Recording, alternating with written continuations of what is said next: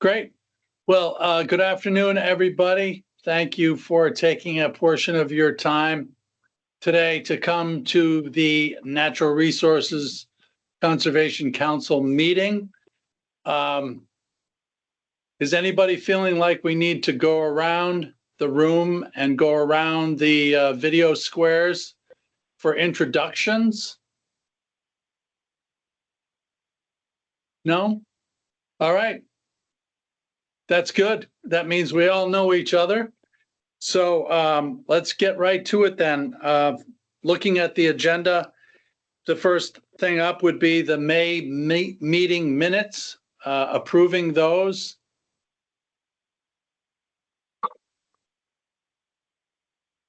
I'll make a motion to approve the May minutes. Motion by Linda to approve as written.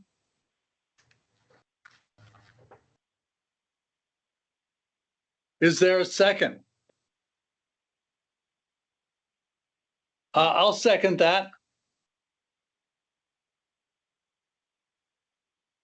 Any further discussion on the May meeting minutes? Just skimming them quickly to make sure there's nothing in there that I shouldn't have said. It's fine. There were just a couple of typos, but they were nothing that changed any of the real actions or whatever. And I didn't know how to correct them in the document, so. Linda, if you'd like to send those to me, I'm happy to make those corrections, those minor corrections. I'm guessing they're nothing anyone else would ever notice. It's just, my husband would say my nuisance eye.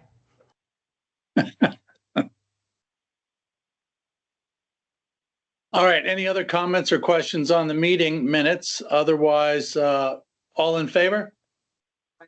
Aye. Aye. Very good. The May meeting minutes are hereby approved. So moving right along then, we'll talk about the FY26 budget, NRCC budget. And Claire sent out an attachment that we'll be referring to now. Thank you, Rick. I'm going to share my screen. I did send out this memo in advance, but I'll talk through some of these items. I think the big picture with this is that, so just a quick introduction, this is our current fiscal year. So it started on July 1st and will end on June 30th. So we are already in this fiscal year. There are not any major changes in terms of the overall structure of our budget or funding sources. We are budgeting for continuation of most of our parent agreements. Our budget is primarily composed of competitive grants. And so those competitive grants include the Tactical Basic Planning Program, Enhancement Development Design and Implementation Block Grant, Woody Buffer Block Grant, as well as a new grant that continues that, and the Ag CWIP program through Agency of Agriculture. I have some just background info about those grants. I won't go into detail here, but in general, most of these grants are going to look similar to what they have in past years. There are 3 new agreements that we have, but these are all continuations of similar programs that we've had in the past.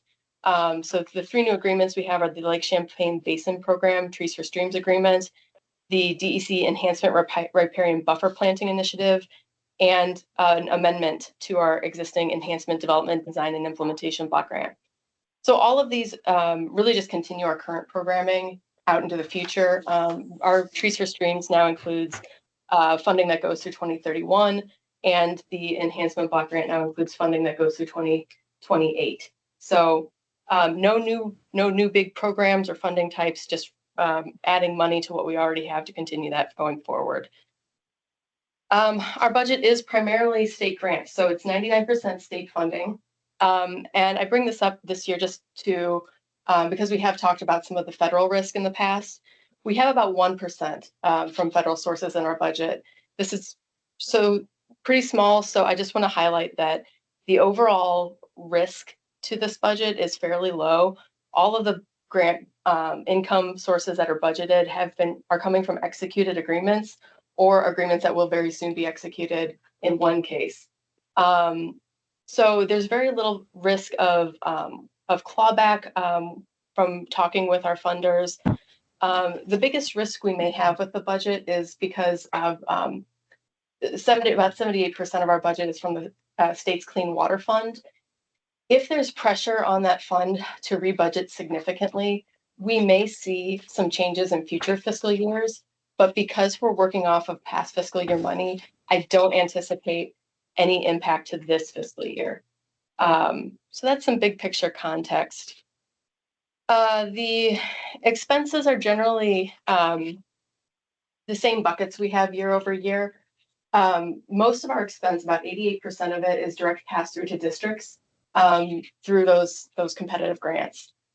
We have about 11.8% overhead, which includes our staffing costs and supplies. So I can talk about that in more detail if you'd like. The pass through to districts, generally comes, we discuss the details of that as we make grant awards and agreements. So I don't anticipate there's a lot to discuss in this conversation, but I am happy to answer questions. We are projecting a 26% increase in availability of funds for districts this year. A lot of that is because the new funding sources we've gotten are either being passed through entirely to districts, like the one-time funding of $250,000 in our core services agreement, or the enhancement grants, which can fund some very large projects, whereas the overhead on those remains relatively the same. In terms of the certainty of the numbers that I'm going to show you, core services, tactical basin planning, and ag CWIP all have set amounts for our staff and for what gets passed through. So we just take those numbers and incorporate them into the overall budget. For the rest of our grants, the Trees for Streams and the DEC enhancement grants, there is more uncertainty. Those grants fund projects projects. So how much we expend any given year depends on the proposals we get from districts. So historically, this has been where the greatest variation in our budget has come from, is if we see less demand than expected in some grant categories or more. So that's the variable component, are those Trees for Stream grants and the DEC enhancement grants.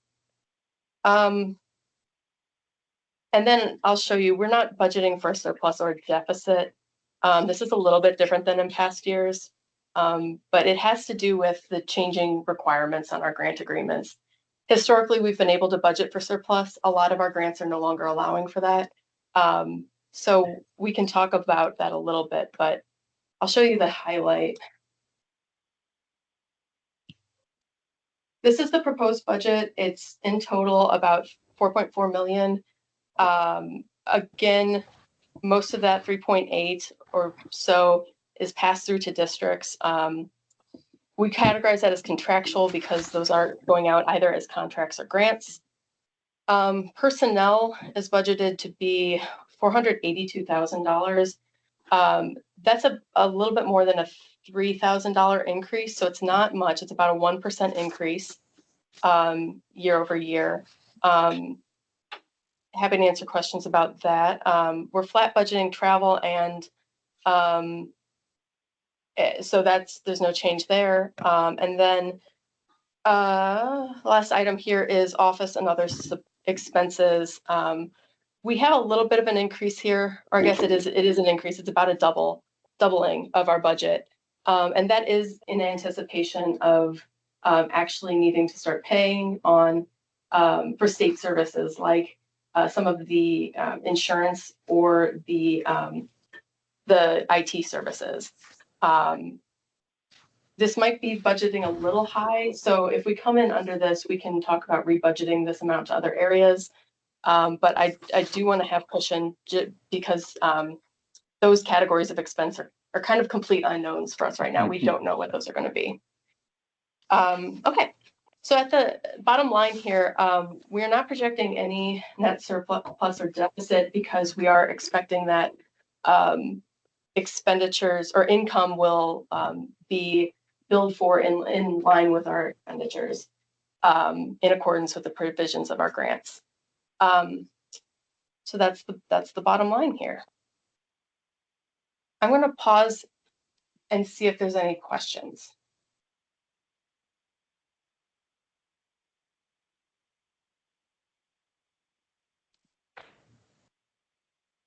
I don't see anything. Anyone got any questions or comments? But I would like to just direct everyone's attention to the far right-hand column with the arrow, just highlighting the number of sub-agreements that are associated with the FY26 budget.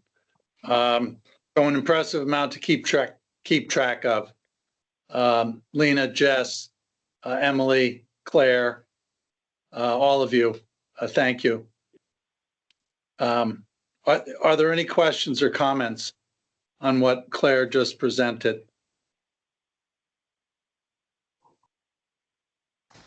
Okay.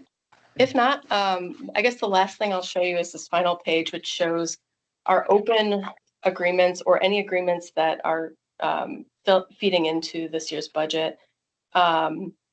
We, you know, I do want to, I guess, assure everybody that we have plenty of funding available for the next couple of fiscal years.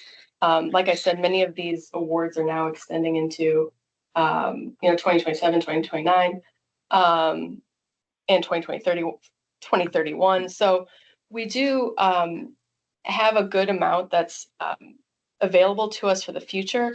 The biggest thing that's going to be at the end of this fiscal year, so for next fiscal year, will be a renewal of the Ag CWIP agreement. That's one of our largest awards. And you see down here, we're working off of an amendment that added to 2.5 million. That's not even the total award, but that will be one of the biggest things that will impact our future fiscal years is how much we end up with under that award. But for now, this is kind of a business as usual budget, no big changes. So, Nina?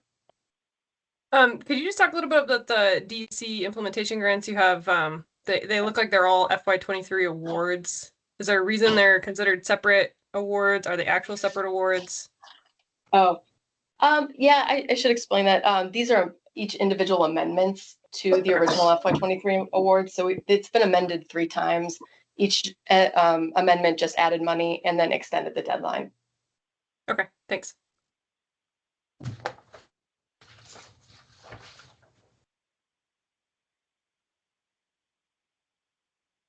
Great. So I don't think we're looking for any sort of motion to approve. This is basically just, right?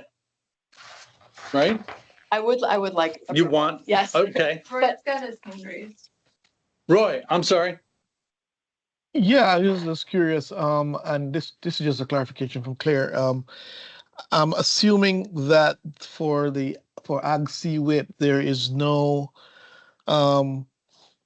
surplus or deficit planned as well. That's one of our more flexible agreements, but we are working with the Agency of Agriculture to figure out a plan to spend down the remainder of the award by the award deadline, which is at the end of the fiscal year. So we do right now plan to fully expend that award. Nina, do you have any more to add as the grant manager? Nope. And just to clarify, Mary Montour is your grant manager for the NRCC Ag CWIP award. You're right. I don't have anything else to clarify on that. Thanks, Nina. So I would ask approval of the budget. Okay. So unless there are any other questions or comments, I would entertain a motion to approve the FY26 budget. I'll move. Motion by Marley, Second, second by, was Willie. that you, Willie? All right, excellent. Great. Any further discussion? Just as a reminder, we're soon to be 3 months into our FY26 year. So thank you, everybody, for your attention to this matter. Are there any other comments? Hearing none, seeing none, all in favor? Aye. Aye. I, Very good. FY26 budget is approved. Next up, looking at the agenda, grant proposals, approvals, and updates. Claire, I guess you have the floor again with our FY27 Core Services budget request. Yes.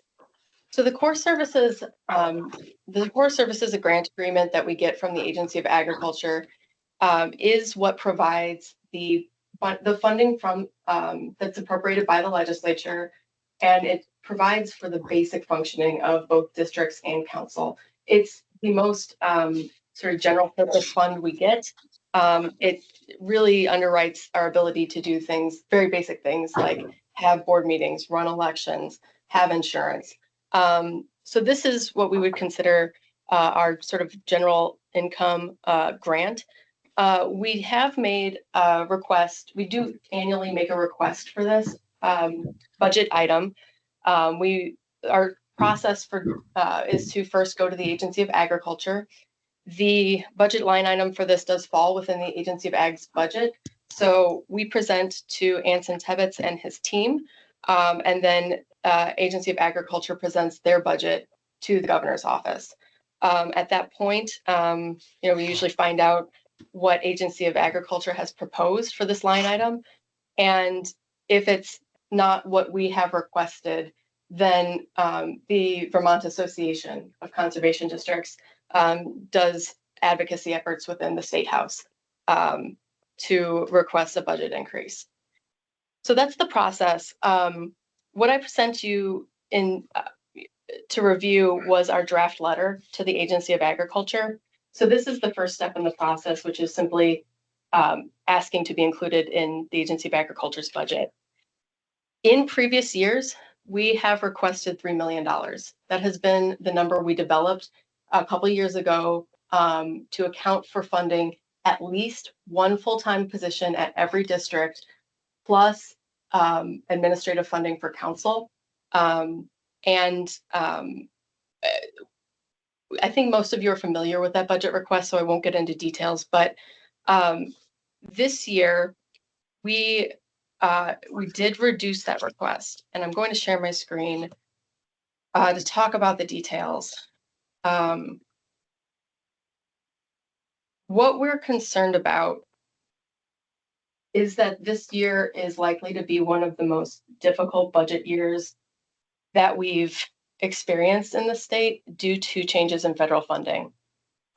We've been keeping track of the budget conversation that's been happening so far, and it seems as though the focus really is very strongly on maintaining budget line items that directly preserve health and life here in the state. So a lot of health and human resources type categories within the budget.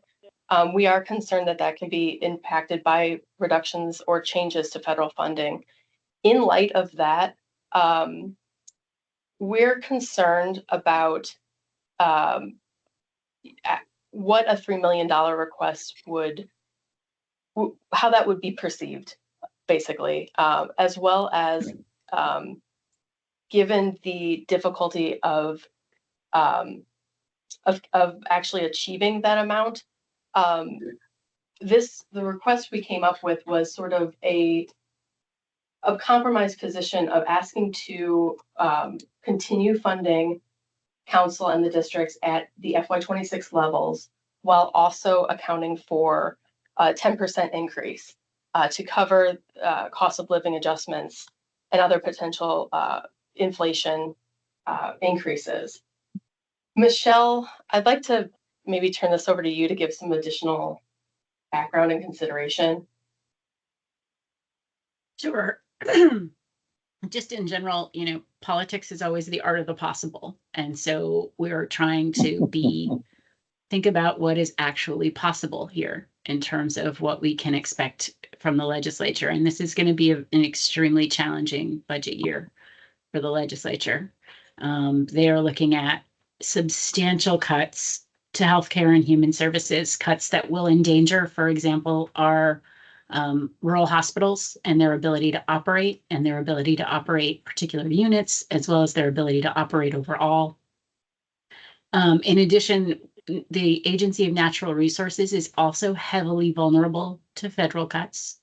So, and of course, the Agency of Human Services. And so it's not just money that is not given directly to Vermonters, for example, because they made cuts in SNAP or they made cuts in LIHEAP or they made cuts in Medicare and Medicaid. That is also money that goes to the goes to the state government to operate those programs. So the state's going to be facing two challenges of coming up with administrative funds to offset the loss of administrative funds from the federal government, because about 36% of Vermont's budget comes from the federal government.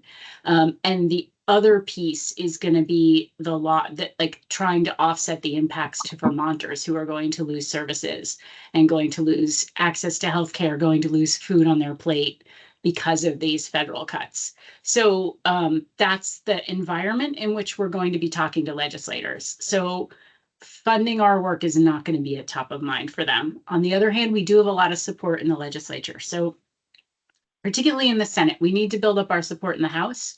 The House in general has some challenges, I think, when it comes to conservation work, and particularly ag-related conservation work. But the Senate understands those issues a little better, in my experience. So we're going to be, we'll be looking at what's possible to get, and certainly advocating that we don't go backwards, and then asking for more where we think that it's actually doable. We had a lot of interest in some of the committees last year, who like institutions that we don't normally work with. So, we'll see what we can get, but I think it's good to come forward with a projection that is a little more in line with what we can actually get. And I think that part of this as well is that we're building up credit with legislators, right? Hopefully this environment will not last forever.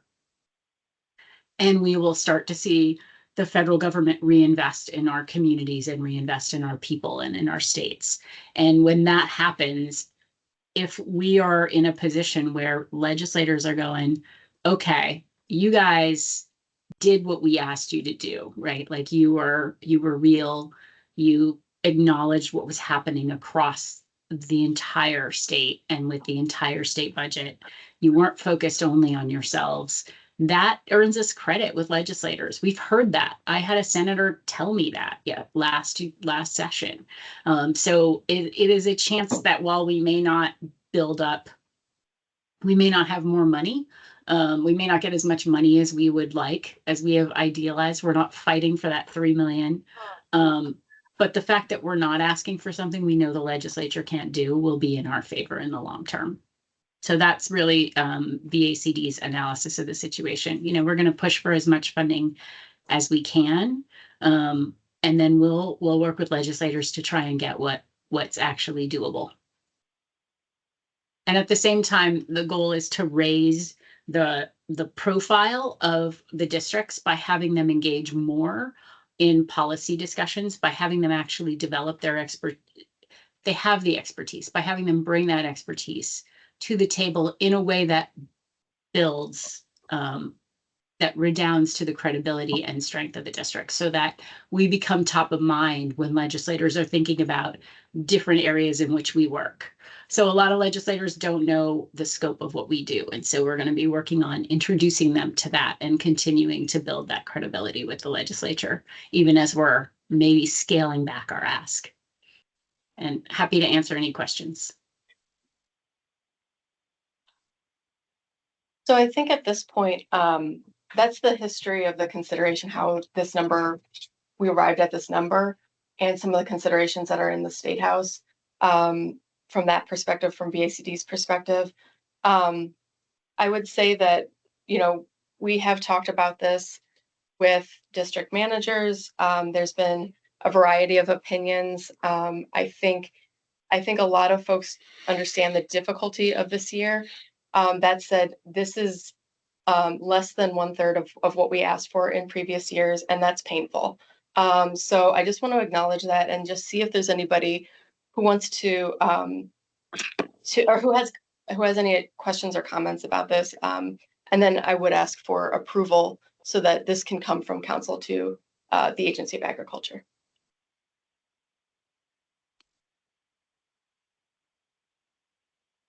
Yeah, Claire, I'll just mention that the Finance Committee talked about this matter the other week at our last Finance Committee meeting, and we started the meeting with the idea of looking at, you know, our longstanding $3 million request each year, and then looking at what we actually received. So our conversation started off with the idea about coming back in for FY27 money at level funding.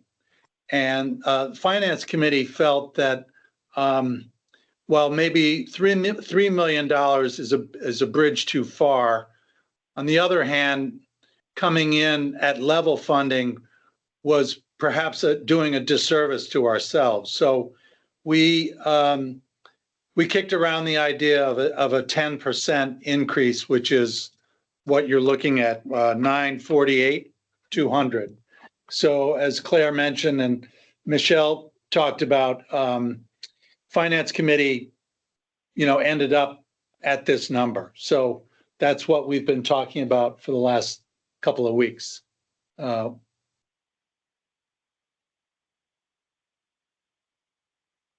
Is there a question or a comment?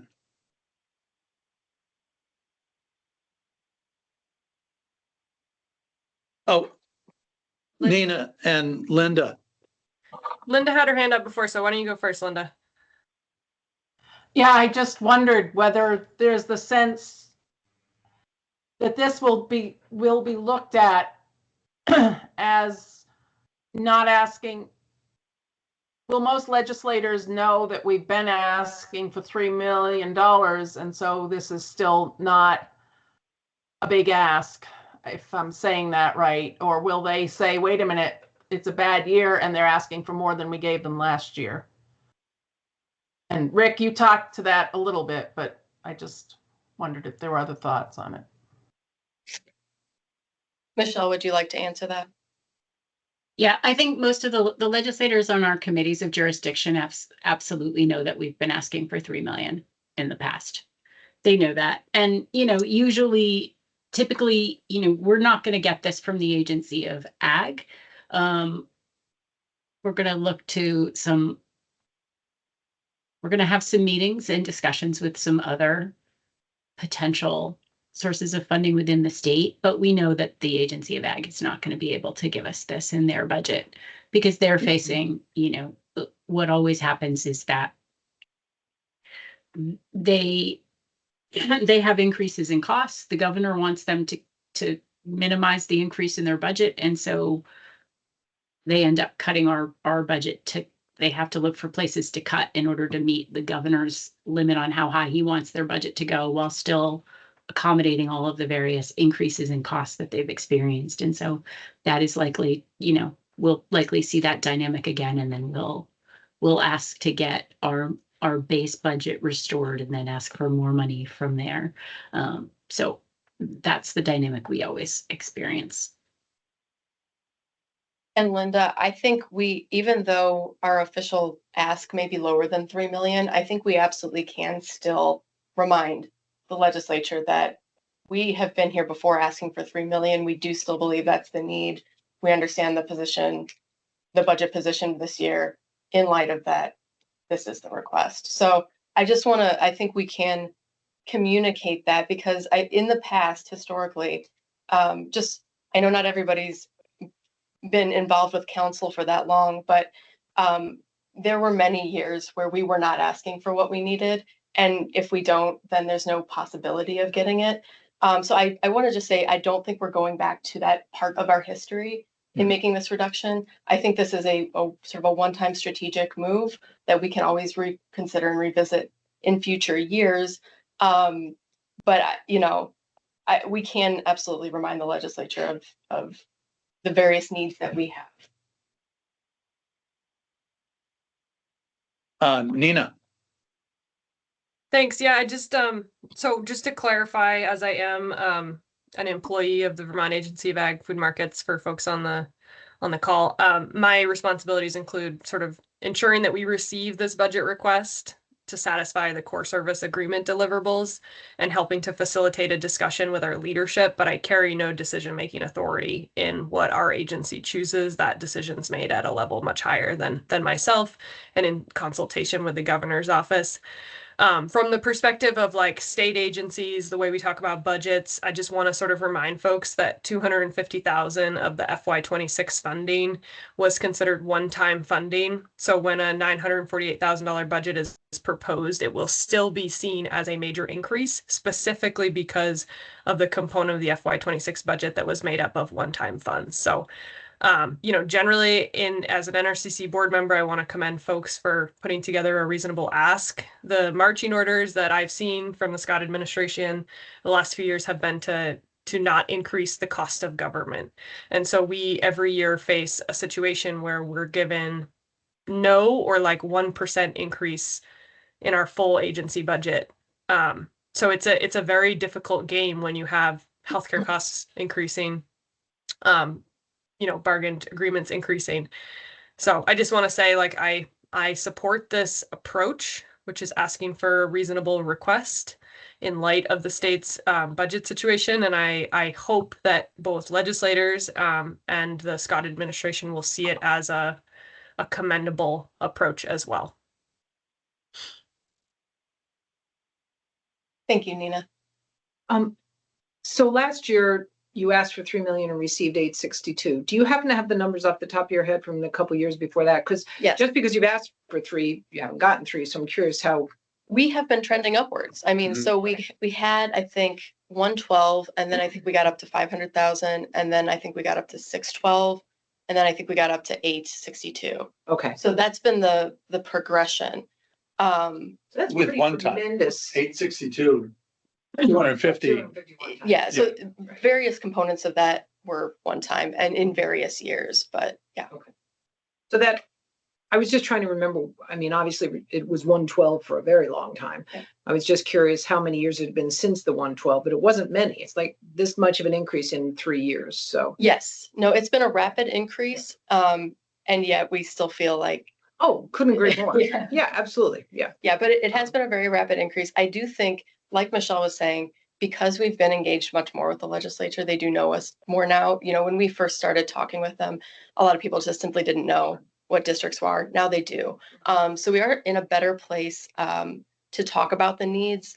I think there is, and this is sort of getting in the weeds with some of the other stuff we could talk about later, but there's a real sort of focus right now on how county governance is happening and how regional type governance structures happen here in the state. And so I think there is an interest in exploring conservation districts through that lens. And I think there's an opportunity to talk about how Vermont is currently funding its county scale government structures, or in this case, sort of not funding them. So yeah, so I think there's ways in which we can talk about the need that tie into some of the big picture things that are happening in the state. But I think all that's to say, I think that's why we've seen the gains that we've have, is because a lot of what districts are is very compelling to people. I also think that's why this ask that we have for FY27 is, there was a concern from the finance committee that if we lower our ask too much, we don't have negotiating room for if it wants to get cut further. But I think we're actually in a stronger position to sort of defend against cuts than we have been in the past. So yeah, I think your justification for why there's a slight increase, but not the 3 million, is very valid and very appropriate. So yeah. And I do want to say that a lot of this is just really one of the most painful things that has been happening over the past couple of years is, of course, healthcare increases. And so we do want to make sure that that gets communicated as well, as, you know, a very real challenge. So.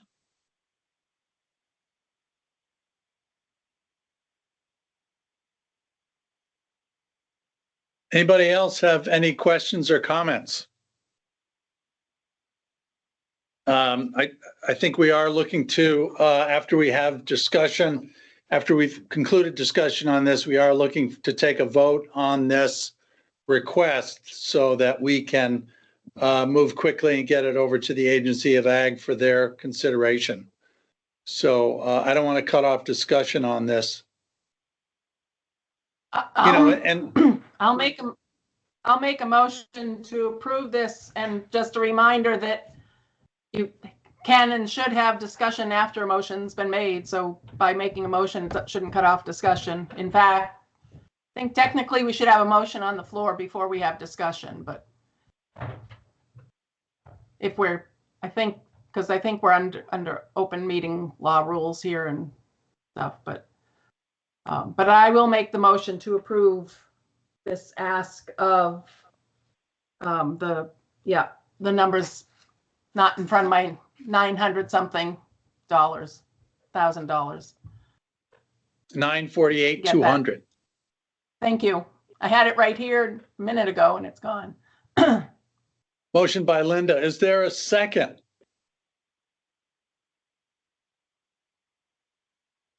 I'll second.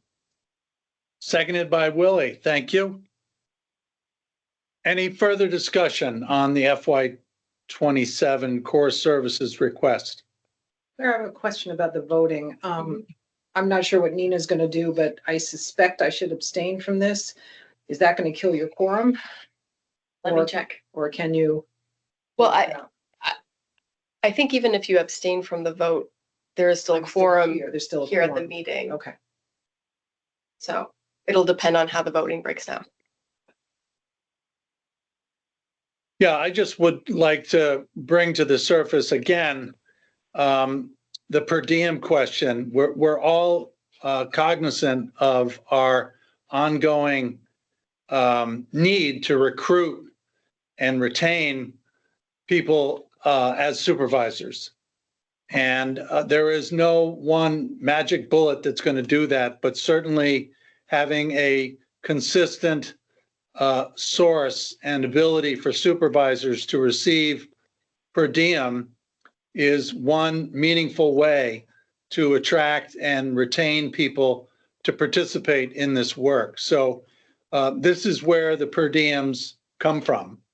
And to the extent that we have supervisors here as supervisory union reps, your attendance here and their alternates is eligible for per diem. You know, this is where it comes from. So are there any other comments, questions? I read the Just- letter and now I'm trying to remember Sorry. what's in it, but oh, sorry. Go ahead, Linda. Yeah, I just consulted with my resident former town moderator that you do still have a quorum even if someone abstains.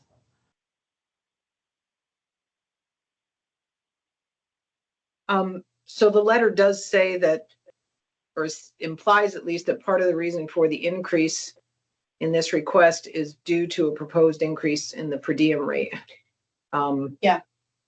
We tried to do that last year.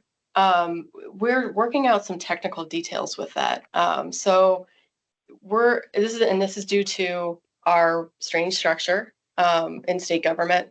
There was a updated per diem law that was passed several years ago. There's a process to request increases to per diem that go to the governor's office. Last year we discussed trying to do that through the Agency of Agriculture, and essentially they said they were not able to forward on the request because they do not administer this per diem. We do, and we're a separate entity. And so what I will be doing is reaching out to the Agency of Administration for some guidance on how to follow the procedures that are outlined to do that request in our case. So I think it might go to our budget analyst. I'm not really sure. I still need to figure out that detail, but we're going to try to make the request. The request we put in last year was to double it to $100 per day. I would be still working with that direction for this year, but whether or not that can actually happen is sort of an administrative question that we're trying to work through. I guess there's no way this sentence is going to come out right, so I'm just going to say it. Is that the best thing to call out in this letter as the reason for your increase?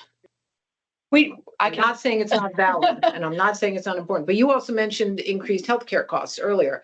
Yeah, I mean, I'm happy to take that out of the letter. It's a relatively minor part of the overall increase. It might not even happen, right?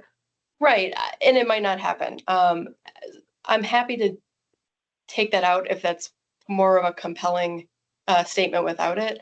I think I kept it in because I do want us internally to be aware that that is a goal that we have. But I'm happy to wordsmith. It's a comment, it's not a suggestion. Yeah. I'd leave that to others. Yeah.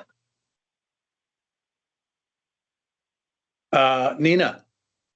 Yeah, I think it's good to at least share, whether it's in writing or in person, with our leadership, because like Claire alluded, we sort of tried to work through our administration to support that request. And essentially our administration said they weren't supporting any increase in per diems for agency associated boards.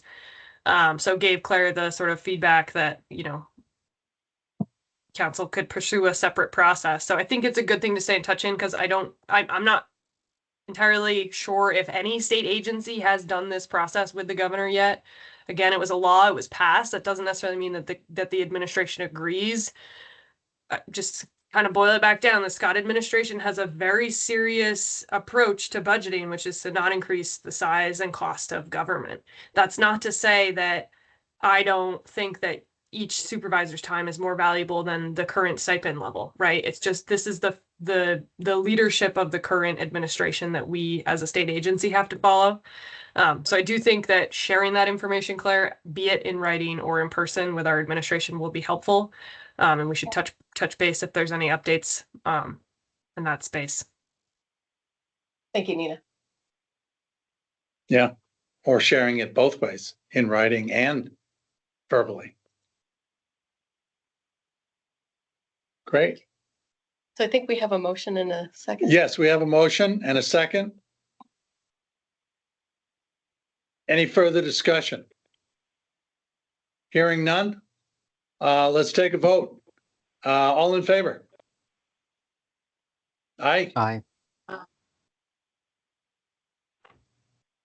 Very For good. purposes of the notes, Rick, I'll abstain just for the potential perceived conflict of interest, because the memo is addressed to my secretary and includes my name on the memo. So I'll just abstain for that reason. I think it makes sense at this point.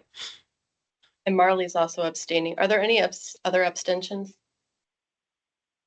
Okay. And I think any opposed?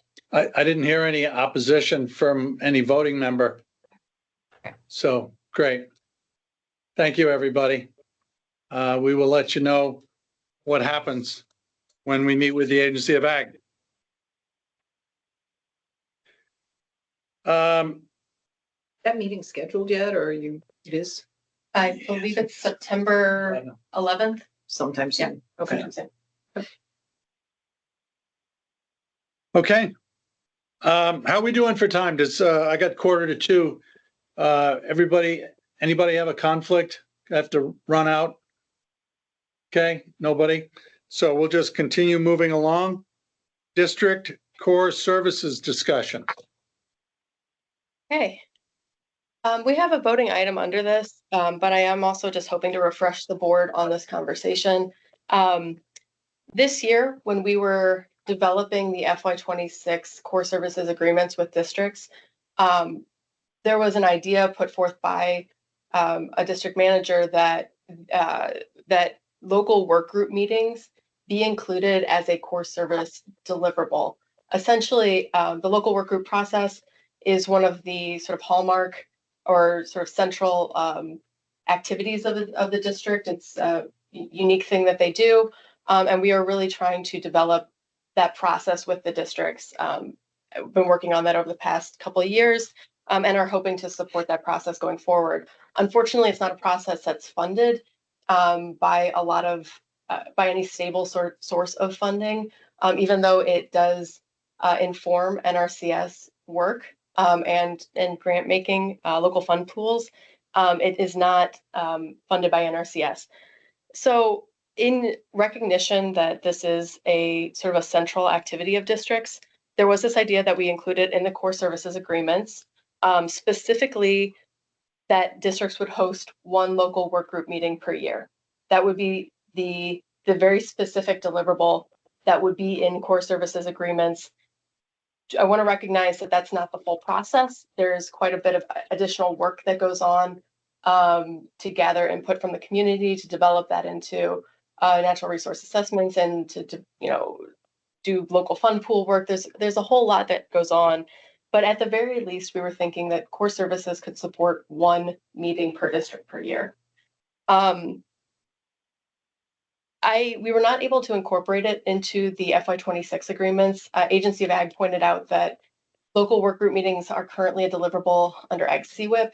We did meet with Nina and her team to talk a little bit about this. And one of the pieces of feedback is that really, if we're going to add this as a deliverable, council should weigh in, and that it should be sort of a formal decision. So that's what I'm asking today is if council could, weigh in on this question about whether local work group meetings should be considered a core services and included in future core services agreements. So this wouldn't impact FY26. This would impact FY27 and beyond. And we could revisit this question depending on funding levels. So if for some reason we see a major reduction in funding, we can always reconsider what we include as deliverables in those agreements.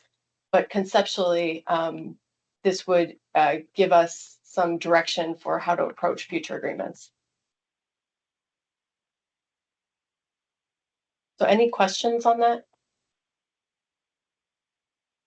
So you're asking whether or not we feel that local work groups should be a requirement in the core services agreement. Yeah. And for some background, every district this past year did have a local work group meeting except for one.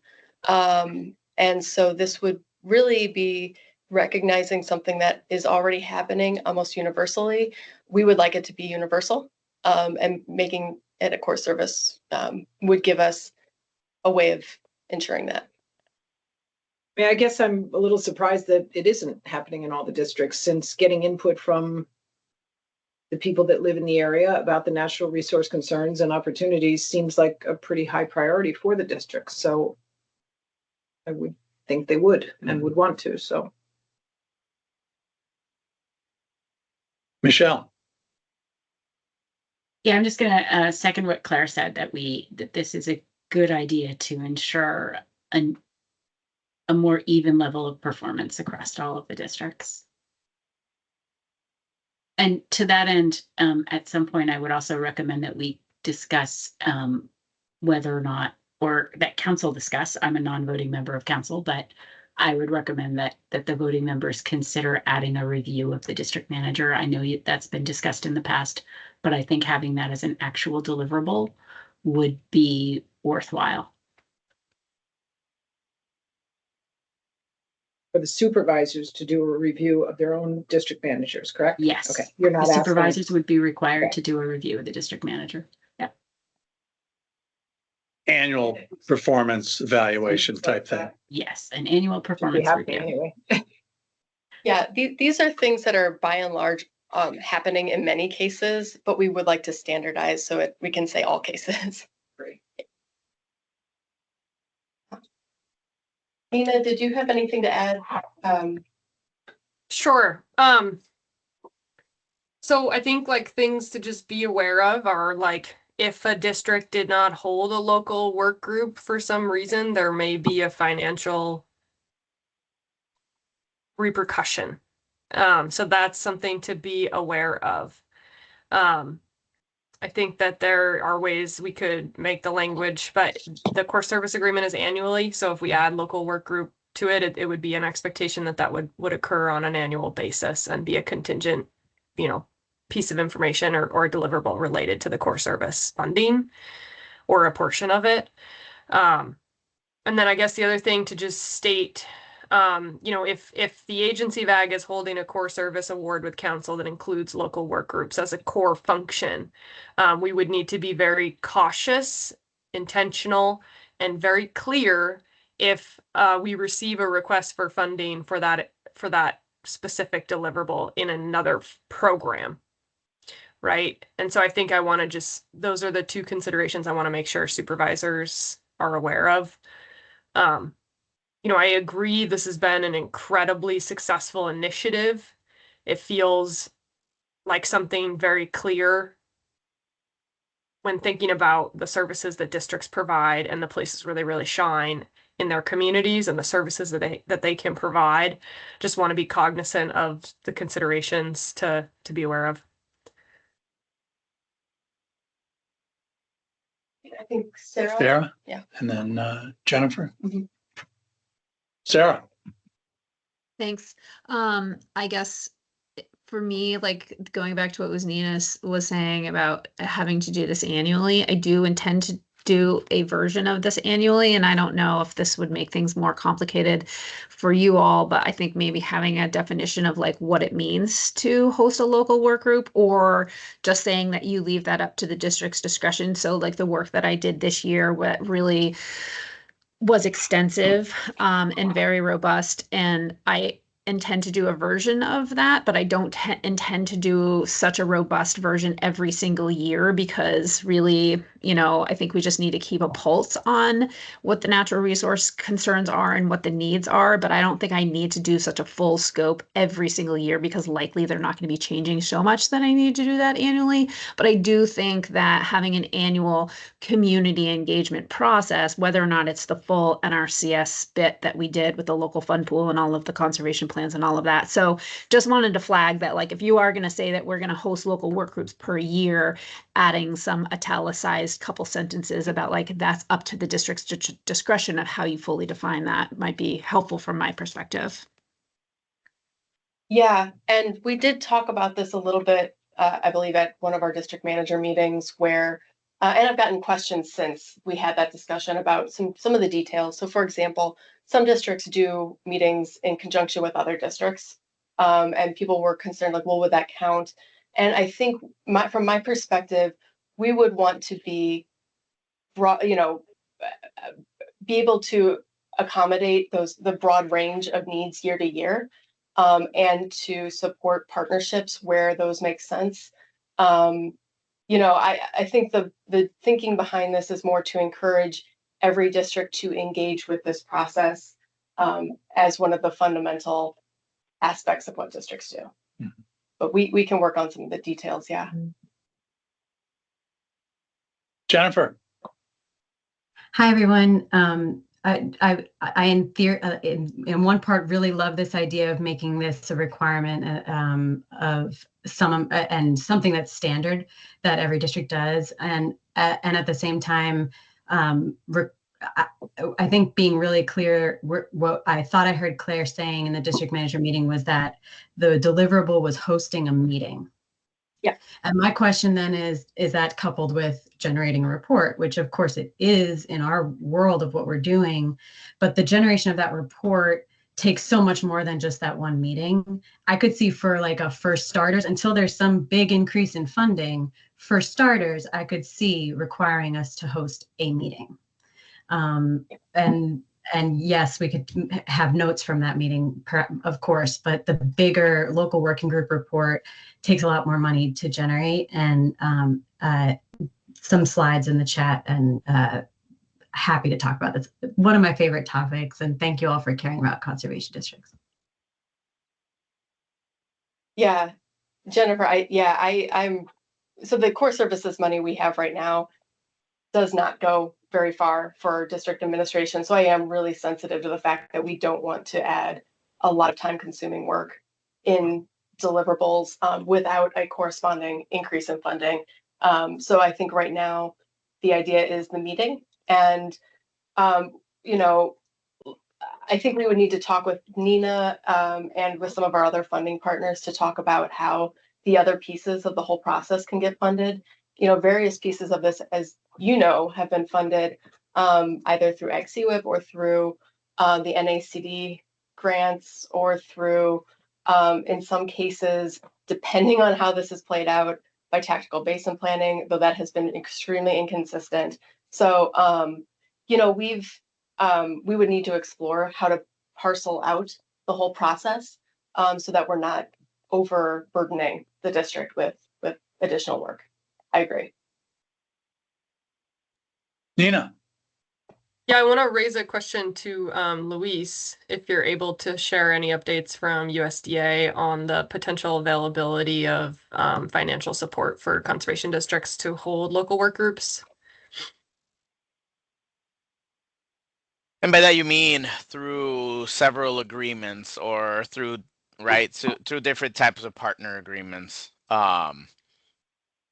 So, sorry guys, I just wanted to also preface that I joined slightly late because of course technical difficulties with my laptop. So, but for those who don't know me, my name is Luis Aponte. I'm the Assistant State Conservationist for Partnerships and Initiatives for NRCS, repping for Travis, who is on leave right now. So I appreciate all of you having me. You know, I think there's possibilities. I mean, in the future, thinking about several types of funding opportunities through NFOs and such, in the you know, in within the scheme of all. Right now, of course, as we transition to the new administration, there has been a kind of a low or as people would say, a slump on how many potential partner opportunities we can provide. But I will also say that through our latest and I would say greatest agreement, we did include some funds within there to assist the districts through developing some of these conservation action plans in collaboration with Jill and now Michelle. So that's been a pretty active conversation. I know that you know, we are still to evaluate kind of the effectiveness of that. I know they weren't super big funds. You know, it wasn't a ton of funds, but I think that hopefully that did help throughout the process as we built our new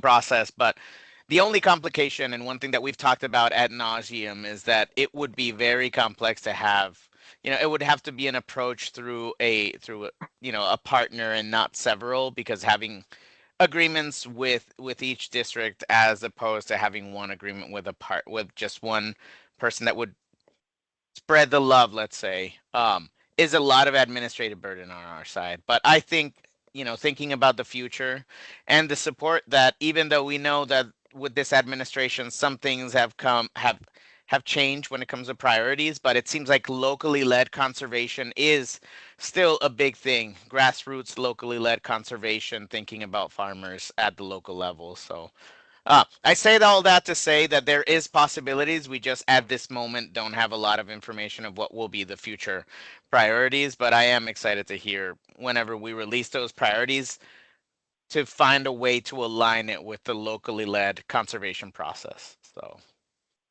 does that answer your question, but the long way around, Nina? Yeah, thanks, Luis.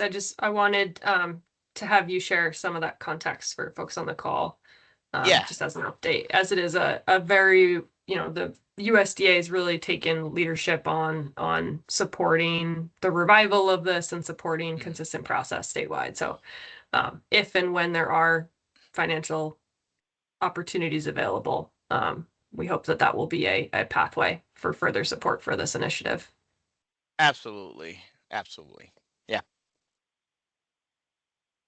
And I think that in sort of in the absence of currently identified funding sources, and in context of the potential variability of future funding for this type of work, if we can include it in our core services work, that at least can potentially give a backbone of stability year to year for a very basic aspect of this work that can then be built upon.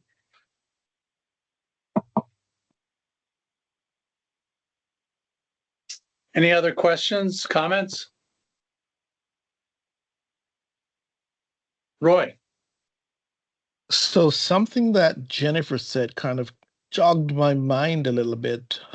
And in the world that I function in, the meeting that you described for the these groups, Claire, I am thinking that words sometimes make a difference. So I was thinking about using a term that might be different from meeting, something like convening, where ideas can be workshopped or action plans pulled together, and then generate a report. A convening would lead to those kind of things. Meetings imply maybe 30 minutes or an hour. A convening kind of seem like a little bit more organized, focused kind of coming together of people with a deliberate kind of goal in mind. Just want to throw that in there. Thank you. Yeah, I think we are continuing to work on how these get developed and communicated and sort of marketed. So yeah, happy to take that into consideration. And Willie?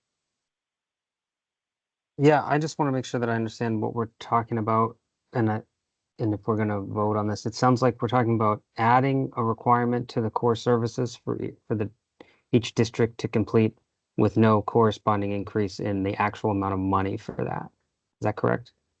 That's correct, but this would be contingent. So this would be impacting FY27 and beyond. So this wouldn't be the current fiscal year. I don't want to downplay that. I think one of the reasons this came up in the most recent, like this suggestion did come out of a district manager meeting, and I think one of the considerations was that districts were receiving a $17,000 increase in this year's award, and that this type of work can be really compelling to talk with the legislature about. It tends to be the kind of thing that, you know, crosses the aisle. Everybody likes the idea of this type of work, and it has the potential to leverage federal funds into communities. And so tying it to the core services agreement was a way to sort of connect the dots between supporting districts at a basic level and some of those functions. But yeah, this would not necessarily have any increased funding above FY26 levels. But we can, like I said earlier, if there was a reduction in funding, or if we thought this was an unreasonable requirement, once we knew our FY27 numbers, we could always revisit so that we're not overburdening districts. Okay, thanks. Does I don't that think help? it's a bet. Yeah, I don't disagree with the idea. I think it's really important to have this meeting. Okay. I just wanted to make sure I understood. Absolutely. Yeah. Michelle? And Jennifer can correct me if I'm wrong, but I believe that the local working groups are actually a requirement of districts under federal law. So we are asking them to meet something that they are required to do. And also, I think a lot of the deliverables aren't that expensive. We're not required. I wouldn't say required because we have an out in federal law where it says if the district chooses not to chair the local working group, then the NRCS chairs the local working group. So it's like, it's an offering, but we're not required officially. Yeah, thank you for that. I appreciate that. I know you know those laws really well. But it is still an expectation that, as Claire said, lets us leverage funding for local landowners and farmers.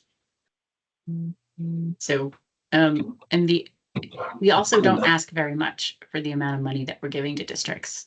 And the 250,000 that we got this year had nothing attached to it at all. So, yeah, just to add that.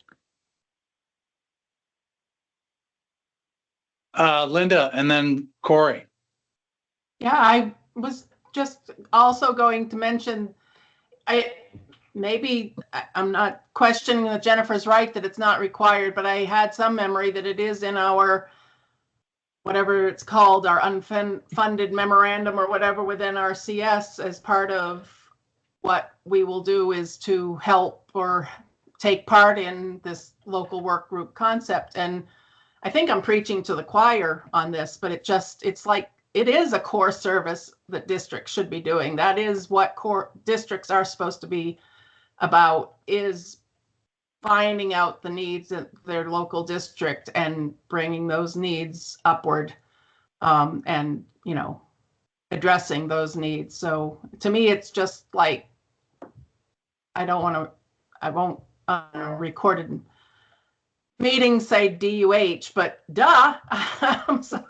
It's just, yeah, this is it. I mean, this is what we're all about, is finding out what's going on in our districts and what we need to do to serve our districts in terms of conservation. So yeah, I'm all in support. And I'm just, while I have the mic, I'm gonna make a motion to have this added as one of the core services that districts should be providing in some form or fashion,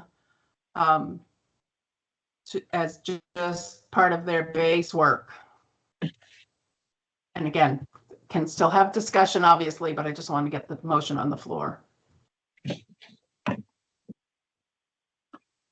Okay, well, I think Corey's got a question. Thank you, Linda, for the motion. I'll keep track of that, but Corey's got a question, I think. Sorry, just a comment. I agree with Linda completely. You know, I think one of the things when we lobby our legislators, we say we do is we serve this really critical role of gathering feedback at the local level and funneling it up, right? So we should actually do that, since we tell everyone we do that. And I think it's like pretty like boilerplate to what conservation districts are. I just want to revisit that earlier comment. The federal government, to my knowledge, can't make a conservation district or anything. We're subdivisions of state government. So we are, that's our mechanism. We do have memorandum of understanding that we've agreed to, and some of us have unfunded cooperative agreements in exchange for access to computers and office space and vehicles and things. I don't think this process is in our UCA, although I'd have to go back and review it. But that's not really material to the discussion today, because I do think we should be making this something all districts do.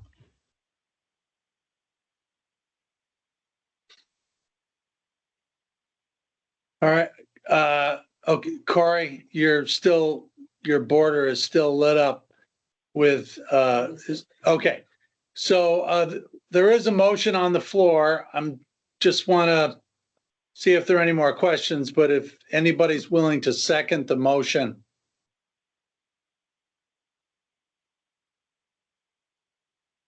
Sure. Seconded by Marley. And the motion is basically to include for FY27 the idea about every district having at least once during the year a local work group meeting, and then there would be a report out of some form to be determined later on. But the motion has been seconded. Is there a chat here? It's just background. Oh, okay. Yeah, Jennifer is putting some background information in the chat about our state statute and how some language in that relates to local work. Local work, Yep. okay. Great. Any further discussion or questions on the motion affecting local work group meeting for FY27 core services? Hearing none, seeing none, all in favor? Aye. Any Aye. opposed? No opposed. Very good. The motion passes. We will keep you all posted regarding FY27 and the local work group meeting process for that. Other core services. This is just a general update or refresher about this conversation. So we have had versions of this conversation about what district core services should be in the past. Right now, our core services agreements are pretty bare bones to sort of what's legally required of a district, things like elections meetings, and then some general sort of provisions. We, you know, at some point might want to expand that, but even if we don't formally have a definition of core services that's tied to funding, it is still, I think, valuable to have something, a set of practices or programs or services that we internally identify as core services that we can use to communicate with partners more broadly. I'm going to share my screen. We do have, courtesy of Julia, a lovely matrix that shows what districts are currently doing. So this is just a whole list, a long list of, sorry, I'm trying to find this on in my many tabs. It's a matrix that essentially shows everything districts are currently doing. And I think there is some low-hanging fruit in terms of what we can identify as core services in the future. I'm so sorry, I have far too many tabs open. Let me see if I can do it this way.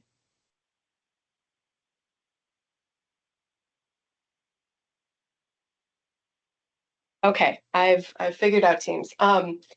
So some of you may have seen this matrix in the past. I think the good news is that there is a lot that districts already do across the board, or that even if one district doesn't do it, the service is offered by another district in partnership. So just to run down this list very quickly, you know, there's a lot in the natural resources category. So things like conduct local needs assessment, draft conservation action plans, tactical basin planning work, tree plantings, tree sales, native plant sales, lake watershed action plans, lake-wise shoreline evaluations, shoreline protection and restoration projects, stream restoration projects. So those in the natural resource category had, you know, 92% or above districts already doing these things. In agriculture, we do similarly have a good number of practices or services already being provided. Outreach and education, you know, districts generally do this. They generally have volunteers. They generally do education programs. In agriculture, it seems that most or all districts, most or all districts are doing soil and manure sampling, required agricultural practices, education and outreach, nutrient management planning, conservation planning for NRCS implementation, technical assistance for Ag BMP implementation, application and grant writing assistance for farmers, planning locally led fund pools, equipment rentals, and local working groups, as we were just talking about. So, you know, that's almost, you know, half of the agriculture practices we have identified, if not more, that every district is doing. And then there's a couple other things that might relate to, you know, disaster response or mitigation. Most of these are captured above in natural resources, so I won't belabor that. But we actually do, I think, have a good sense of what districts are doing already as a starting point for this conversation if we want to have it in the future. There are quite a few items where districts are have highlighted over here in yellow. This is sort of between 75 and 80%. I'm sorry, 75 and 90% of districts are doing. So these items are a little bit more hit or miss, and I think are sort of ripe for additional further conversation in the future. But I think information like this can also help us start thinking about not necessarily core services in terms of what's mandated for districts, but how do we define our unique identity against all of the other you know, programs and entities that exist here in the state.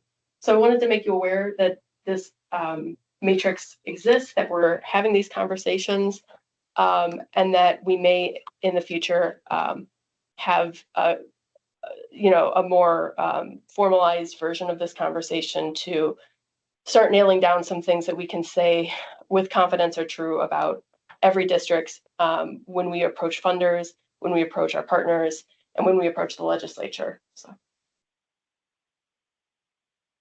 any questions? It's really interesting. Did you poll the districts? Did they fill these out individually? This is information from district managers. Yeah. And I will, It's impressive. It's very impressive. we're still working on this too, because there are so many sort of gray areas. So many districts will say like, well, I could do this if people wanted me to. Right. I'm willing to do it, just haven't done it yet. Just haven't done it yet, Right. or don't have grant funding to do it. So there's, I think, a lot of nuance to some of this information, but, I do think it's encouraging to see, all of these green items here are things people generally feel confident in saying that we do. Billy has their hand raised. Willie, go ahead. Yeah, I don't want to spend too much time and get in the weeds, but I was wondering on one of these items, what does recreational access mean?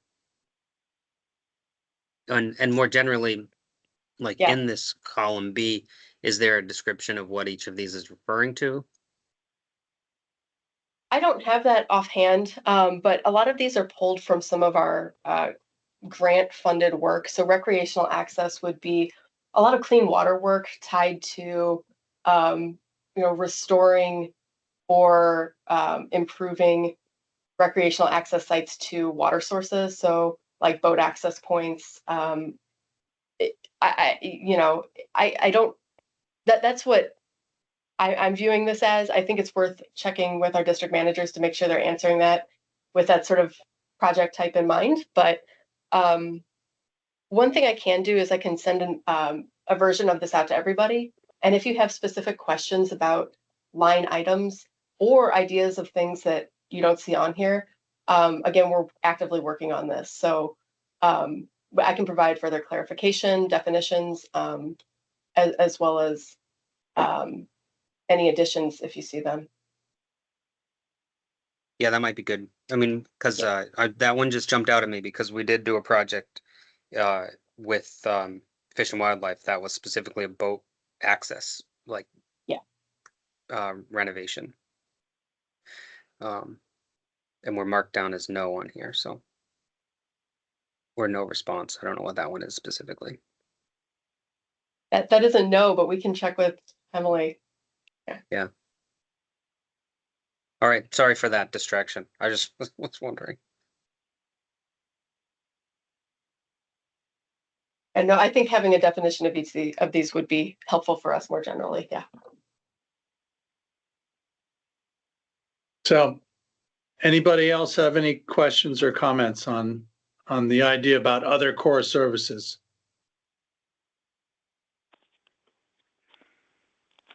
I just think this is a great visual. I mean, it's a little confusing, seeing it on the screen or whatever, but it's, I think, a pretty impressive thing to be able to present to somebody, show them all that we're doing. Yeah, we shared versions of this chart in our advocacy work in the past. So I inherited this and tried to make it slightly better, but it needs more improvements, as Willie's pointed out. But we can try to get everybody a version of this for reference, even though we're working to improve. Okay. Great. All right. So I think now the idea was to try to take a quick break for those of us that need to. I got 20 after 2. So how about 5 minutes? 5-minute break, and then we'll resume in 25 after and try to get our business done before too much of the afternoon gets away. So 5 minutes, here we are, back again. We'll just roll along here, and as people rejoin, they can ask questions or get caught up. But we'll start off looking at the agenda with website and communications update from Julia. Okay, so I'll share my screen.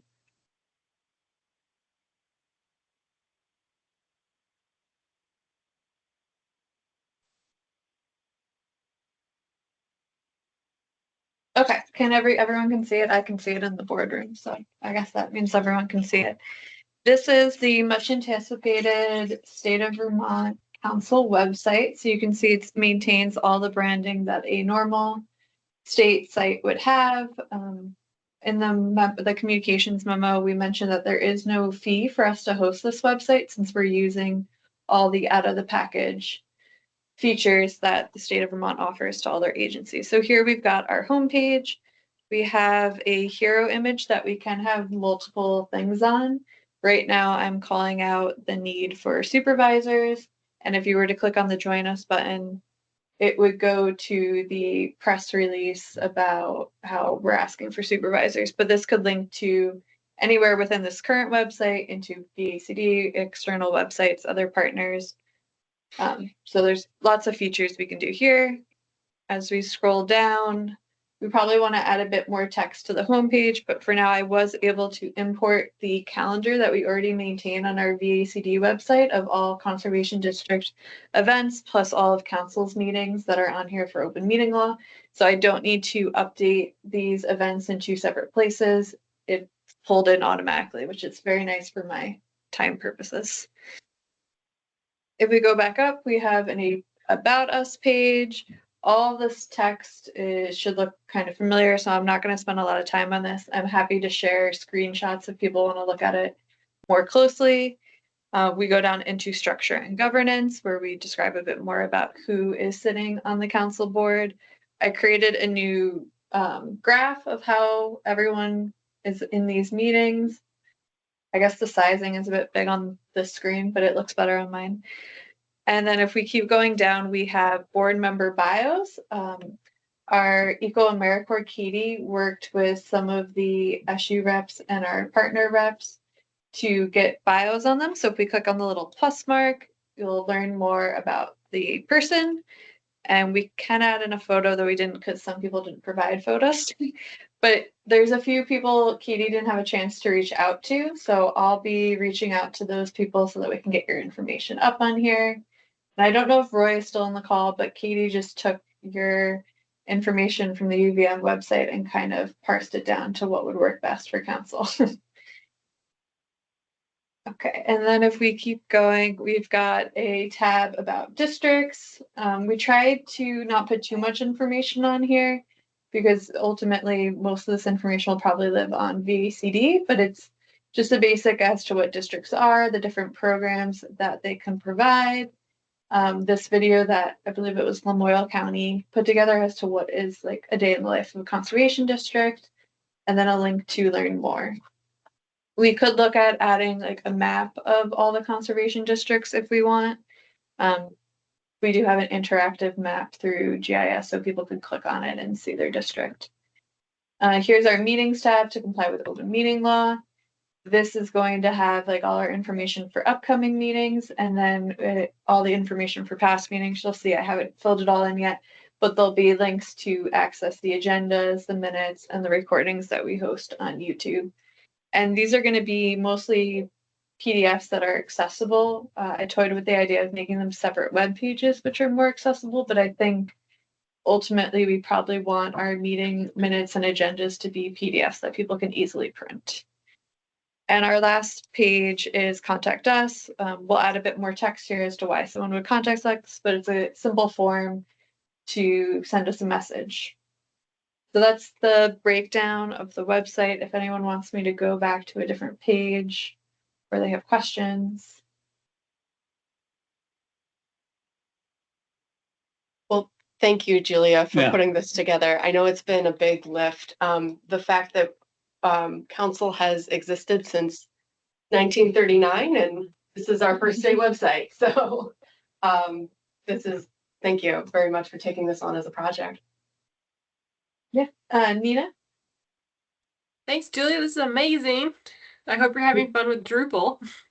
I just want to ask, and I think I get the gist of it, but just to kind of hear it from you folks who've maybe been sort of making the plan about this, can you just describe the differentiation and sort of discrete use of the VACD website and this website? Yeah, so this website's going to be mostly focused on council with a bit of information about conservation districts. And Claire and I did talk about how eventually we might need to add a grant page if we have to put out RFPs or like more public facing grants, which we do have a page on the VACD website. but a lot of it will redirect people to VACD if they want. Like, I'm not going to be publishing success stories or our annual report on here unless we decide to create a very focused council annual report. That stuff will still live on the VACD website. I think overall, the content on this website might be a little bit more general and a little bit more static. Like you were saying, Julia, VACD website, we tend to do a lot of the success stories and like the, the press releases, things like that. Whereas I think this will be more, with the lens of the government, the really focusing on the government aspect of districts and of council itself. Council right now is just a sort of web page on the VACD website. So this is really the main opportunity for us to talk about council itself. And then we can, it's sort of a second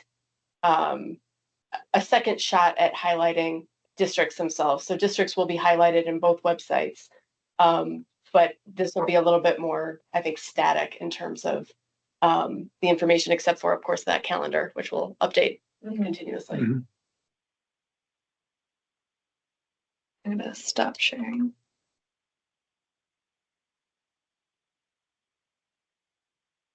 Great. Any questions, comments? So we're still, Julia, you're still working with Agency of Digital Services, Yes. but once you're through that portal with those folks, then the website will be up and live, and then you edit it. Mhm. Okay, you don't have to go back to them. Yes. So to establish all the initial pages and everything, we go back to the Agency of Digital Services, and then they take about 2 weeks to just double check everything and to launch it. And then once it's launched, it will forever be launched, and I can go on the back end and update things as needed. Okay. Excellent. So for those supervisory union reps that are here on the phone call, if you haven't done your bio, talk to Julia. Well, I think Katie didn't reach out to everyone, so. Oh, okay. She's not with us anymore? No, she left at the beginning of August. Okay. Her service term was over. All right. Well, then expect a call from Julia and have your favorite photograph ready. So, all right. If nobody else has any comments or questions for Julia, we will jump into the next agenda item, which is district elections, supervisory union rep elections, and council board appointments. Okay. I'm going to give a brief overview. I know many of you have been through this before, but district elections are coming up. We are going to be issuing guidance on the election procedure, hopefully by the end of this month, so in the next couple of days.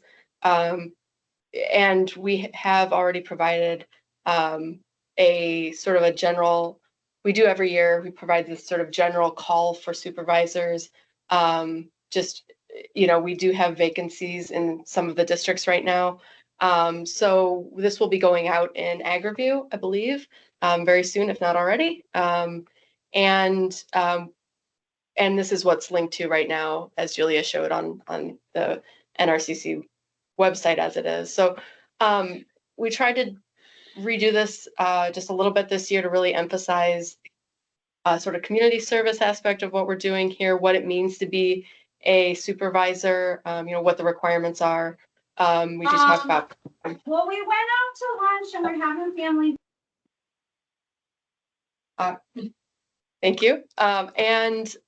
Just, redirecting everybody to the districts themselves if they have questions. So I just wanted to put in a plug for this because we do have some vacancies. And so I'm hoping that, supervisors on the call today can try to help if you know anybody who would be a good fit for the districts to really help do some recruitment. And agency partners as well. If you know somebody who you think would be a good fit, The requirements for being a supervisor are just that you live within the district and that you not be a current federal employee. I think sometimes there has been some confusion in the past where people have thought that you need to be a landowner within the district. The way the statute's written, you just have to live within the district to be eligible to be a supervisor. So please don't let that be a barrier if you hear that brought up. So you'll be copied on the guidance we develop and send out. I will say, the district elections procedure has been, we need to review it.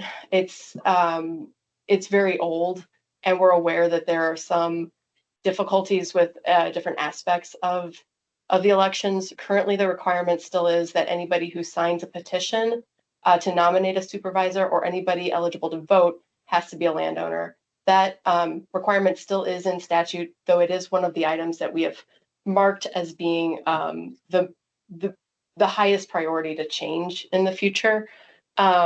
So just wanted to put that on people's radars. And then also, as you know, our elections don't take place in alignment with other municipal elections here in Vermont. That's a challenge because we're very much off the radar of anybody, in tune with government in general. So I would just say, as you're going through this elections cycle, please support your district manager. Please be aware of what the requirements are. And ultimately, at the end of the day, the elections really are the responsibility of the Board of Supervisors. So district managers do a ton of the legwork, but please just make sure that you're supporting them as much as possible. Linda? Yeah, you've mentioned that there are vacancies on boards. I just want to make sure the message goes out that even if there aren't vacancies on the boards, we want there to be an election.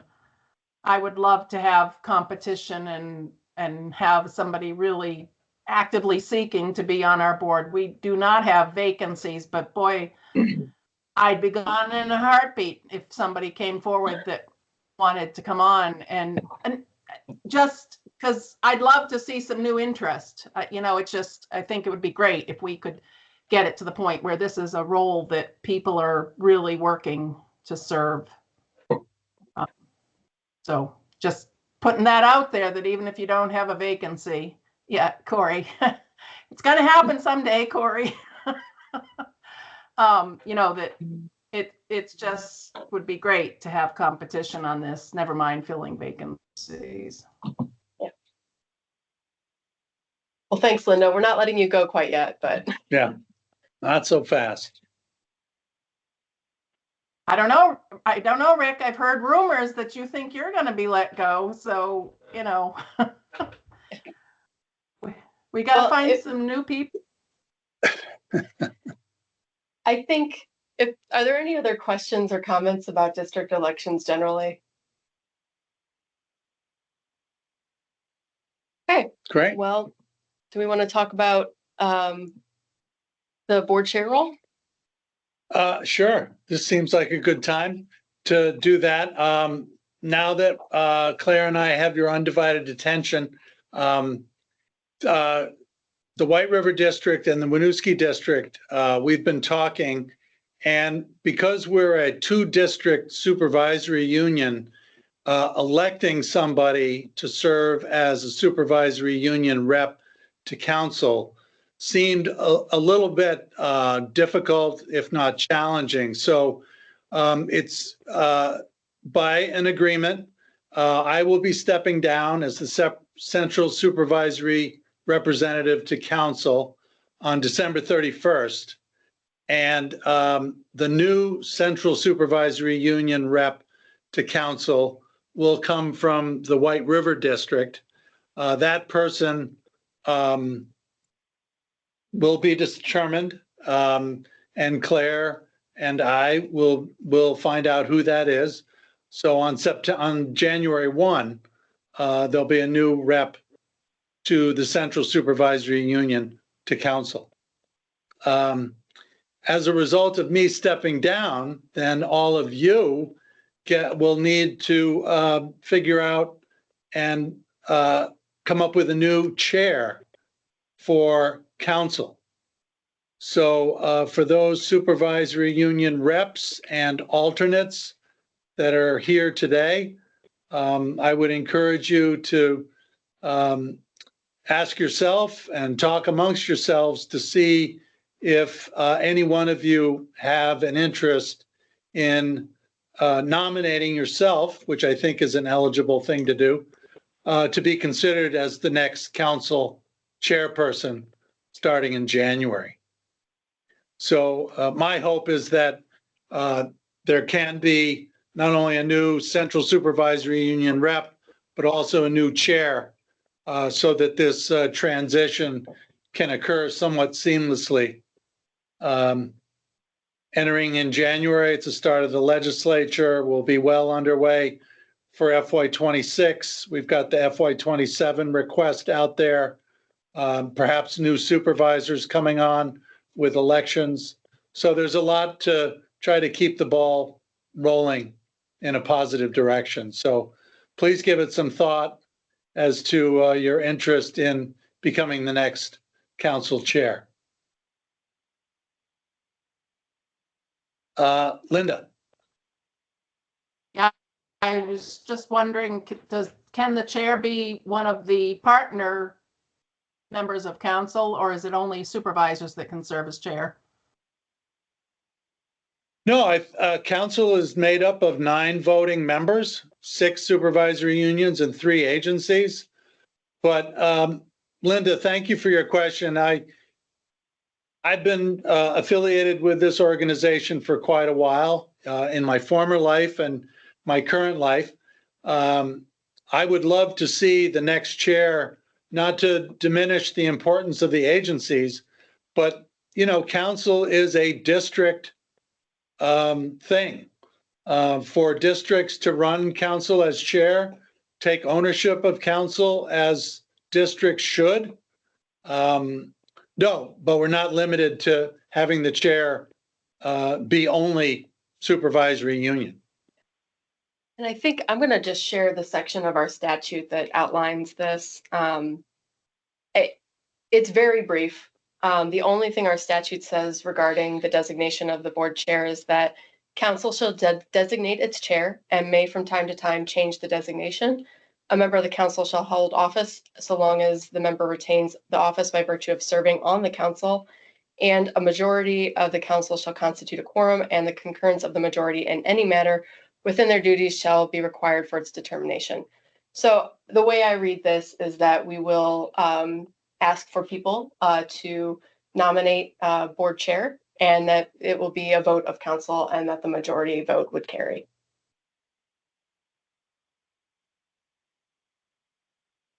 So hopefully relatively straightforward and conceptually simple thing to do. But again, we've got some time here. It is almost the end of August, and September will be here well before we all want it to be. But again, just to take some anticipatory steps in preparation for some changes. And there could be changes at other supervisory unions that I'm not aware of.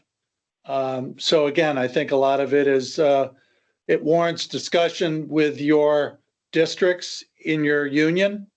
And then the question of supervisory union alternates.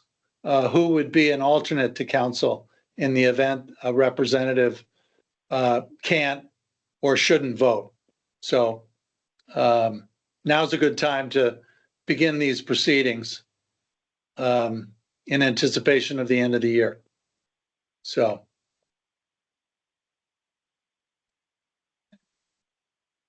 Great. So next up, board, is that covered board appointments as well? Yeah. Yeah, okay. So Quick question. So you're stepping down as the central rep as well as the chair, but so you don't want to be on council at all anymore then? well, Just trying to figure out is a way to keep this from being quite as dramatic a change as it sounds? Yeah, I don't know at this point. We haven't talked at the Winooski district about whether somebody else would like to be the alternate Central Supervisory Union rep to council. If no one steps forth, then I'd be willing to be the alternate to White River. But I'm not sure chairing council as an alternate makes sense.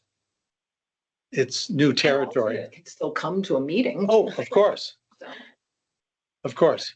just gonna ponder this. Okay. Well, I do want to, I guess, direct everybody. Jennifer is putting in the chat the process for electing supervisory union reps to council. I can talk a little bit about that, but we are going to be developing some more formal guidance around this for this upcoming, in part because of this upcoming change of board chair, but also just in general to go along with the district's elections guidance. We have been pretty informal about membership on council in the past, and part of that has been our difficulty in filling positions. That said, there's far more interest, I think, in being involved with council now than there has been in the past. And so this will be, and so there is an expectation that every supervisory union meets at least once per year, and that each supervisory union votes to formally designate a representative to council and an alternate council member. The alternate council member is not required, but I would highly encourage that because, you know, we've just seen it's difficult for people to attend every meeting. We would still like to have quorum. And frankly, I would just want to have more institutional knowledge about council sort of spread around. So I would really strongly encourage the election of an alternate. And yeah, I will be setting out the full text of our statute so you can take a look at that. But just wanted to point out, Jennifer has shared that in the chat, and you can take a look at that now if you'd like. But yeah, we've also, I think, had a couple of issues over the past couple of years of just confusion about who is filling the supervisory union rep. Sometimes this is due to just turnover, you know, somebody steps down and then we have to figure out who is taking their place.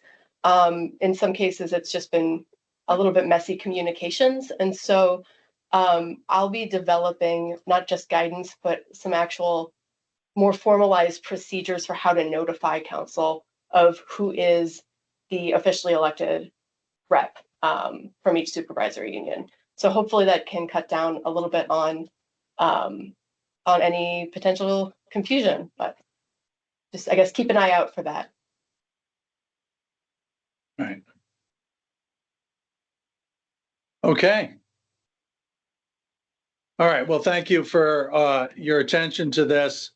It comes up, you know, regularly every year. There are 14 seats across the state at one seat at every district where an election or election process is warranted. And certainly council is not immune from that. So,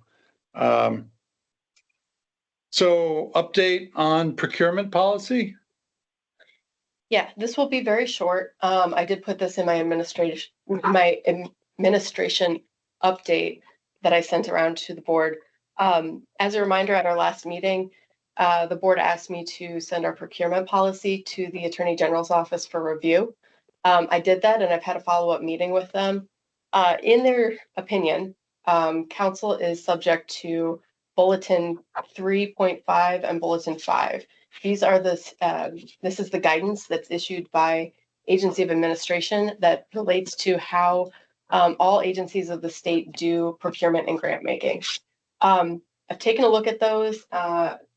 There are some real barriers to council being able to fully comply with those bulletins.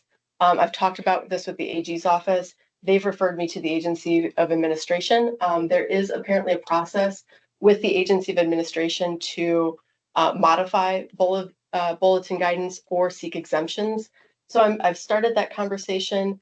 I anticipate that's going to be a lot of back and forth as they come to understand better how we're operating and how we're structured. So I don't anticipate that this will be resolved soon, but I am hoping to hear back from them, hopefully within the next couple weeks or month, once they finish their determination. We have made some changes after the AG's opinion. The most sort of the lowest hanging fruit for us is to formally adopt using the state templates for contracts and for grants. We've shifted to doing this for our the first two grant agreements we got out in FY26, the core services agreements and the tactical basin planning agreements. This is our first time using the full template. Previously, we were using a template that was sort of modified from the state template and stripped down. But now we have the full template, which includes a lot more sort of legal language, risk management language. We had previously been including attachment C, but we are now including additional attachments. So it's been some administrative changes. You'll probably see that coming through, grant agreements with districts. So that's our first change. The rest of the process difficulties that we're probably going to encounter are aspects of the bulletin language that require access to state systems and resources. So some aspects of the bulletins require work within the state financial systems, the vision system. Some of it requires access to the state procurement system, which is VT buys now. So those are things we don't have access to, and trying to get guidance from AOA around. So that's an update. I'm sure more to come on that, but I wanted to follow up since this was a topic at our last meeting. Are there any questions? Claire, I'm remembering last time we sort of we voted to approve the procurement policy. We did that thinking that perhaps the policy was insufficient, but we approved it nonetheless. We submitted it because we were the subject of an audit. Yeah. Has there been any determination on that audit? Oh, yes. So the audit was fine. Okay. DEC completed what they needed to, and there were no major findings. It was a grant audit, so it wasn't a full-blown institutional audit. But yeah, we had what we needed for that purpose. And the rest of this is, I think, going forward, there will be a question of if any of that policy can be retained or not. Okay. Right now, we haven't really gone into line by line to review that, in part because it may be that the entire policy gets superseded by the state guidance. So I think we're going to hear back from AOA, and if they are open to modifying state guidance, then that would be sort of a process we can work through on, here's what council has approved. Can we make this work in compliance with state rules? Okay. So.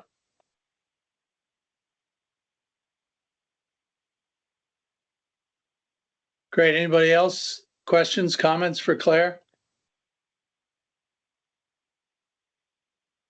All I right. did try to put most of the administrative updates in a memo, so we didn't spend all of our time talking about it, but I do encourage you to read it because we have quite a few sort of big picture items happening with council. I'm happy to take questions about that memo that I sent out, or any items in it. I'll be happy to take questions.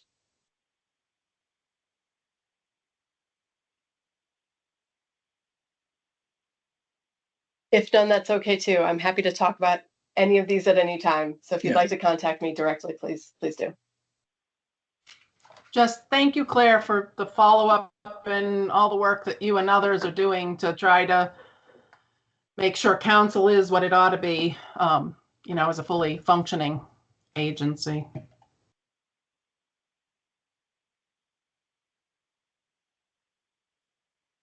Thank you. Great. So, All right, we're gonna keep moving along. It's 3:00. Next item on the agenda is the Environmental Justice Report. So Jennifer, if you're still there.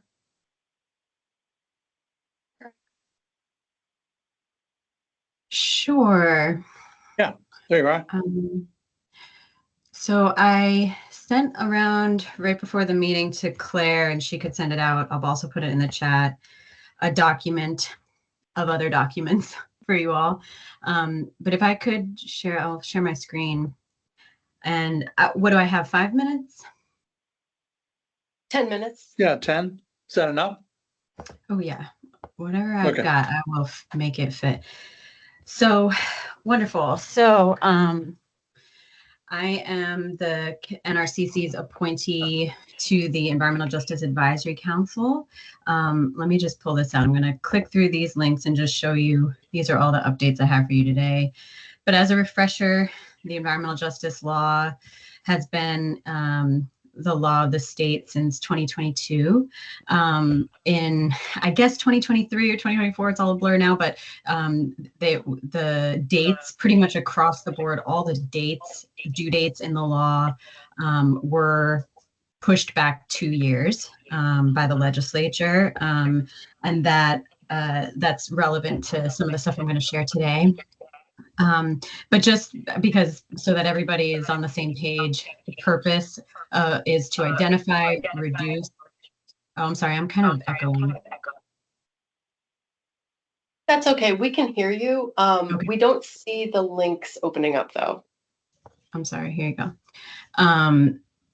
So the purpose of the law is to identify, reduce, and eliminate environmental health disparities to improve the health and well-being of all Vermont residents. And then I would just like to point to the definitions. There's like 4 or 5 really important definitions in the law. And the law defines environmental benefits and environmental burdens. The law also defines environmental justice and an environmental justice focused population. This definition of environmental justice was developed by many people across the state through a really incredible process with a lot of input. But to sum up, I'm going to go back to my document. Hopefully I can share this tab. Another definition, just in case people aren't familiar with the term, the way the federal government used to define it is environmental justice, meaning the just treatment and meaningful involvement of all people, regardless of income, race, color, national origin, tribal affiliation, or disability, in agency decision-making and in other federal activities that affect human health and the environment. So just treatment and meaningful involvement are the 2 big phrases within EJ, what people call environmental justice. And that being said, I'll also point to the final definition in the law is around meaningful participation. This definition also was developed by probably 100 different community members weighing in or more. So those are 2 important definitions that in order to understand EJ, you have to understand that it's really about participation in environmental decision-making and access to resources. So in this document, I have a link to the law, I have a link to the definitions, and then I have this link to the Attorney General guidance document that was released earlier this summer, and Vermont was one of the attorneys general who signed off on this, as you can see. But basically what this document, this was really important that they did this, which what it is to, I'm sorry, the echo is kind of bad on my end. If maybe it's a mute, if everyone can mute. Thank you. Do you guys mind trying to mute the conference room? Yes. Thank you so much. So anyhow, yeah, this guidance document is sticking up for the fact that environmental justice is absolutely legal, it's absolutely constitutional, despite there have been, recent, what some are thinking of as overreach to apply this one court case around race being a determinant to be allowed into a college. And the current administration is using that case to kind of apply to any program that has that they consider could have race as a factor, but it's way more expansive than race is what we're talking about here. And to understand any of that like messy, into all this, opposing thought, I'll just point you to this article. That's why I linked this article here. And this was written and just put out recently by Marian Engelman Lotto, who is one of my professors and is just coming back from a stint at EPA as their deputy counsel. So really clear, concise article right there if anyone's interested in reading more about this. But her main point is really backing up with this Attorney General memo saying, which is that just treatment and meaningful involvement are consistent with constitutional and legal mandates of equal protection under the law. So it's not a bad thing for us to think about our neighbors and care about our neighbors and want to make sure that everybody has, equal rights and equal protection under the laws. So just to put that out there. Moving into what has taken place with the Vermont EJ Advisory Council, the law sets out a number of things. One of the this environmental benefits spending report guidance document was one of the deliverables that we recently worked with the Interagency Committee and ANR. They had the public comment on this just closed. I put together this document here, which is just like a sketch overview of what this actual guidance document that the state is saying. But essentially what the law requires is a baseline spending report from each of the covered agencies that looks back 3 years, and then an annual report every year. And this is the guidance document to the other agencies on how to complete that report. And in the law, it said that this guidance document had to go out for public comment. And so that happened. I sent around this document and the opportunity to all the districts and to, several of the council members. And I put together a public comment, not as council or not as a rep, but this, if anyone is curious, this is the public comment that I put together. And so you can see some of our thoughts there. So a few other things have happened in the last quarter. In April, so the EJ Advisory Council hadn't met since December. In April, I believe we had our meeting, and ANR told the Advisory Council at that meeting that the mapping tool RFP had already been released, which we didn't know, and it was really a surprise to the council that it had already been released. But not only that, it was decided that it would not go out to the broader community. It would only go to the contractor list that had already been identified and registered with the state. And that, it had already kind of all taken place. And so the council did make this statement just right there during that meeting that, we were basically asking that ANR revise that idea of not putting this public, contract out to the public, and instead, kind of pre-selecting who would have access to the RFP, just considering that this is all about environmental justice and meaningful engagement and equal access. That just on its face really goes against a lot of the principles of environmental justice. So they did not choose to do that. But what they chose to do was to develop a separate RFP for community engagement. And that is an RFP that's linked here that is open right now. It just opened. What they did differently in terms of putting out this RFP was they actually did bring the advisory council into an executive session so that we could comment on the RFP before it was put out. And so it's out. I just got the email. I haven't read it yet. But I don't know what the legalities of if since NRCC has a seat on the council, can it apply to this RFP? I think so. But at the same time, I don't know, but maybe a district wants to or something. It is a resource. Maybe you know someone, but basically the kind of hook with all of this and kind of the limiting factor in a way is that this community engagement RFP is wholly tied to the mapping tool, and the mapping tool is a requirement of the law. It's actually the last thing in the law. So there are a lot of other pieces that come before the mapping tool.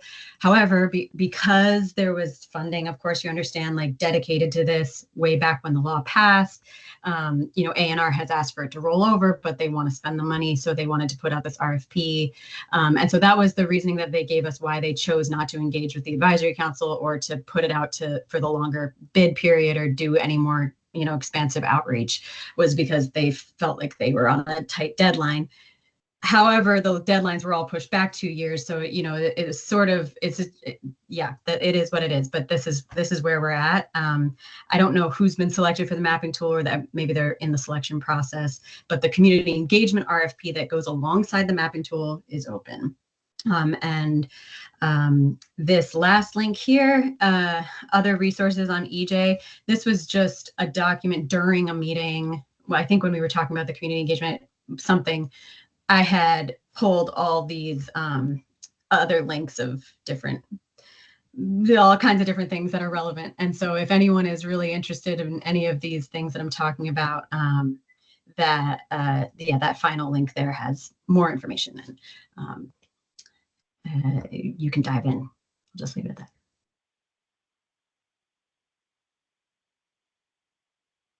I forgot about that. Thank you, Jennifer. Can everybody hear us?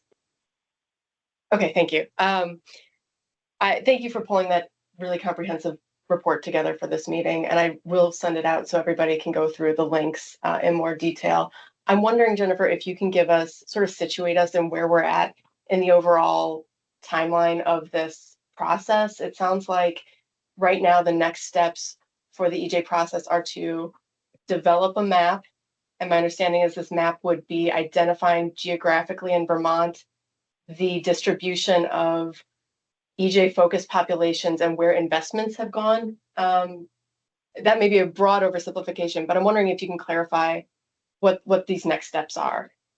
Yeah, it's tough. The map is going to take a long time, so there are a lot of other next steps that come first. But what you described is sort of one way that a map could be used. There's so many ways that a EJ map could happen and function and the purposes it could serve. So I don't think we've really even had that sort of conversations yet. So that's what hopefully this community engagement process will inform that final map. But yeah, some of what you said is a way to use a map like this. A couple other things that are happening simultaneously. I mean, certainly the spending guidance is going to be very real for the agencies. An important thing is that every agency has to develop a community engagement plan, every covered agency or department. And that's just to get into compliance with, civil rights law. But there is a date, and I don't know the date right now, but there's a date where all the agencies have to have a finalized community engagement plan. That's certainly in the next year or two. And let me think of the other things. Revisiting the definition of EJ focused population is another big conversation. And it has to be revisited every 5 years or something like that. And yeah, that the way it's currently defined is like a shrunken down version of how Massachusetts defines their EJ focused population, but using Vermont numbers. And so the numbers are so small, they're almost insignificant. They're kind of in the realm of error. And so there's definitely a need to revisit how we're even defining EJ focused populations. And then going back to sort of this national conversation around social determinants of health. And how race or income or geography can play a role, but what is legal to be used in decision making, and then what the new administration is calling proxies, and you can. I don't love pointing to it, but it's pointed to in my comment, and I'll put the link in the chat, that there was another memo that came out from the White House about this exactly. It was almost a response to the Attorney General's memo. They identified like keywords and phrases that they were going to look at as proxies for race, including cultural competency and geographic location. So some of these things, it's like a stretch, and we'll see where it all kind of, but it's kind of this narrow way that we have to walk in order to not cross over, into illegalities, but also like make a tool that's useful for decision making that actually improves people's health at the end of the day, or access to resources. Not a small task. I appreciate that this work has gotten a lot more complicated recently. And I do thank you for sending out the Attorney General's memo. I think that's very important for us all to be aware of here in Vermont. Are there other questions?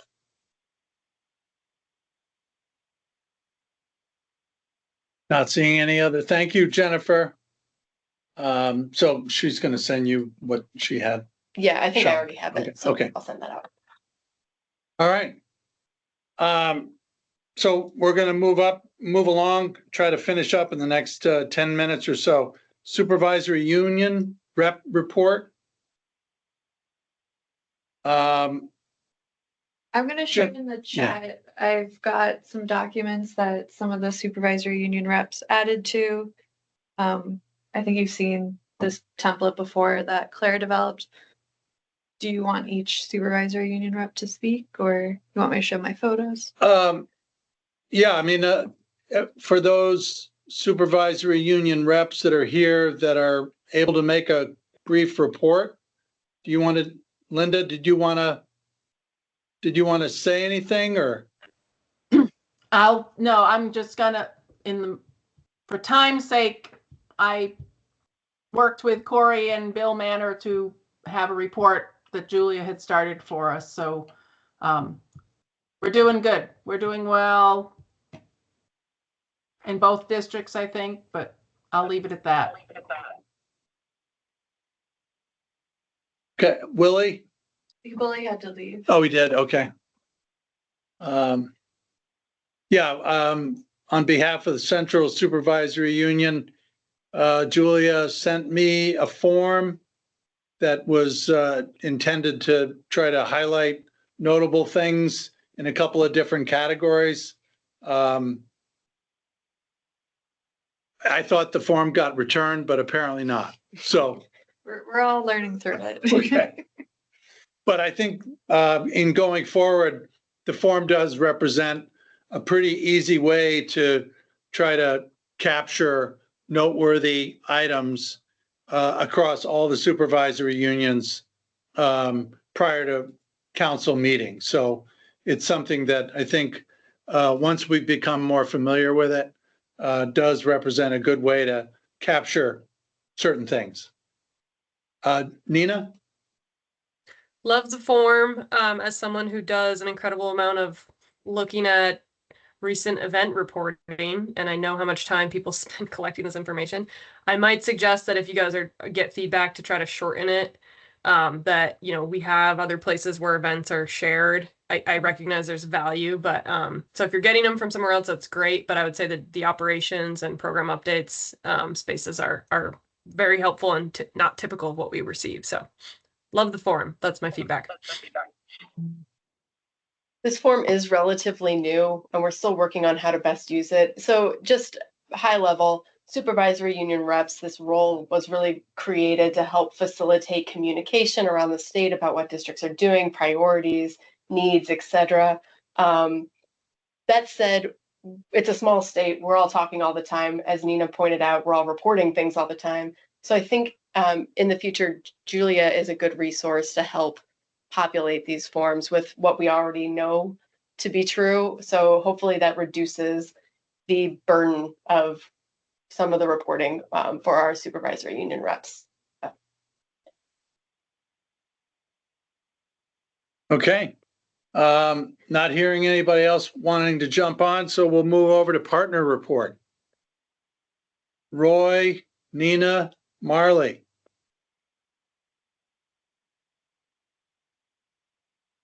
Would anyone like to go first? I'm happy to jump in. Just a couple of quick updates. I think the one that I'm really want to make sure that the supervisors here today understand is that the Agency of Agriculture is going to be releasing an opportunity for funding under the Ag CWIP or Agricultural Clean Water Initiative program. We anticipate that funding announcement to be released around November 1st. It's about to be September 1st, so here's your 2-month warning. Now is a great time to schedule at least one, if not multiple, meetings with your district managers to talk about priorities and agricultural services. We've been running this program for a number of years. We anticipate about 8 million being available statewide under this opportunity. And it's a crucial funding source for conservation districts. So here's my big warning for district supervisors. Please take time to support your district manager to prioritize what's working really well in their agricultural services. The other quick update I'll mention is that the state has launched a drought task force. I think some folks on NRCC or VACD are involved. This is happening on a weekly basis. We're not officially in a drought, and we don't anticipate that any additional assistance will become available until there is, I think it's 8 weeks under a D2 drought level. We're currently at a D0 level. And what this highlights to me, sorry guys, the reverb from the conference room. It's really rough, thank you. What this highlights to me is that we are going to continue to see impacts from climate change, and we've started to recognize areas where we lack in response and recovery assistance for farm operations, and I would say drought is even above where we're at with flooding and flood assistance, because it's less visible to the general public. It doesn't affect all industries in the same way that it affects agriculture. So if you have experiences from landowners, send them up the chain. I think Michelle's been attending. We have 2 representatives from our agency, and then Marley's agency's been leading that. So just a note, it's really dry. We know that the state is putting the task force in place to connect and share impacts to constituents. I'm going to stop there so others have a chance to share some updates. Nina, just quickly, what constitutes a drought? Because we're seeing really brown grass down here in Whitingham, and we're normally not affected by a dry spell. So I'm just curious at what point it becomes a drought. What I'll do is I'll stick a resource in the chat, which is the Northeast Drought Monitor. And this is what I understand at least FSA uses. I think there's other resources through USGS that essentially monitor precipitation levels, and they're looking at change from normal to some extent. But I think that to that point, Linda, producer experiences, like we have producers in the Northeast Kingdom who are hauling water right now for their livestock. So understanding the impacts, whether it's individuals without water in their wells or producers who are struggling to keep their animals, their livestock, and their crops alive, those are very important impacts to be able to share up for leadership's awareness that while the drought monitor might say this is what Vermonters are experiencing. So I know we got a call this morning from someone up in Newport wondering about hay, and we're a long ways to come for someone in Newport to come get hay. Turns out they don't want our hay, but yeah, it's just, I think there's more to it than just what maybe this monitor says, but. Yeah, totally agreed. I think feed shortages and livestock access to water are the 2 biggest concerns that we're hearing about at this point in time. In addition to what I think more than 3 individuals have told me is going to be a brown 4th cut at the end of the season. So yeah, I would say if you have experiences that you feel are unique or worth noting, right, in a part of the state you haven't really experienced this before, please pass them up the chain. You're welcome to send them to me, and I'll share them with the folks on participating on the Agency of Agriculture's representation to the drought task force. Excuse me.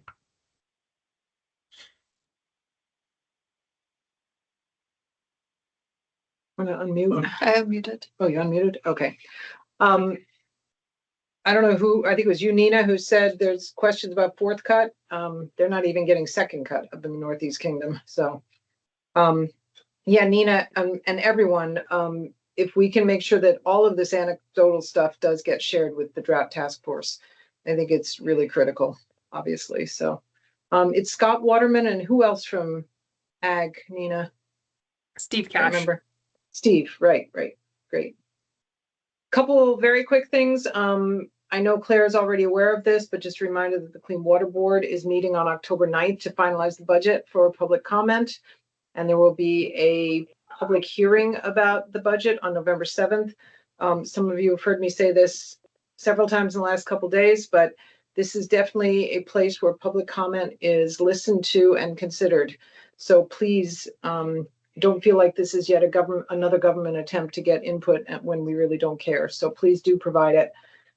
If you are not getting information about things like this and want it, please go to the DEC website. There are 2 places to sign up for 2 different listservs, one about Clean Water Board information and one about general grants, which segues very nicely into the next comment, which is DEC has a capacity grant out right now. I hope you have seen that as well, Claire and Michelle and others. This is a really, really good grant opportunity for the districts, for council, for VACD, whoever, because it allows for funding for a wide range of things to increase capacity in organizations, like everything from new computers and hiring an HR person to help you out to doing trainings and a wide range of things that will improve the capacity of your organization. So again, if you don't know about that, get on the listserv for it. So a couple major changes here at DEC. We have a new commissioner, Misty Sinsengali, who used to be with USDA Rural Development, so has a lot of background that will be incredibly helpful with our agency, with our department. So we're really excited to have her. Very energetic, great person to have. And Pete Laflamme, the division director for watershed management, is retiring after, I think, 77 years of public service, something like that. So there was a job offer out for that recently as well. So it's going to be a challenge and exciting to have a new person step into that as well. So, and that's enough for right now. And Roy's gone. Yeah. So, anybody have any questions for Nina or Marley before we jump? Luis? Oh, Luis, yeah, I'm sorry. My bad. No worries. It's sometimes easy to overlook when it's after 3 p.m. So no worries. No, I mean, right now, I guess our most critical updates, when it comes to, and Nina touched on this a little bit earlier, but right now, partner opportunities are kind of a hit or miss, especially when it comes to funding. No notices of funding opportunity for agreements right now happening yet. However, they have announced that there will be a sign up this year for the Regional Conservation Partnership Program. So that will still pretty much be on the table for new projects for the Regional Conservation Partnership Program. I always try to make the clarification in every meeting I am with partners to just let them know we are still making payments for all of our programs. We are still working with customers because I know that there's a lot of confusion out there about is the federal government still out there doing the work? We definitely are. So just want to make the clarification. We're still able to pay producers for the work that they do. So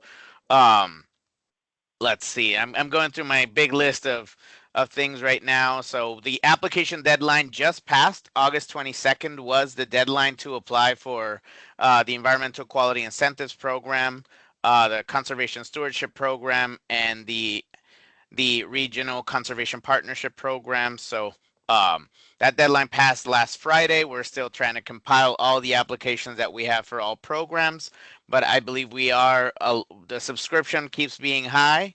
So right now we are just awaiting our advisory allocation for next year at this point and see how many funds we're going to get for the several programs that we deliver to producers. But that said, there has been a communication from the national office that our new chief which is the Chief Aubrey Betancourt, in collaboration with the national office, is looking to improve program delivery for producers.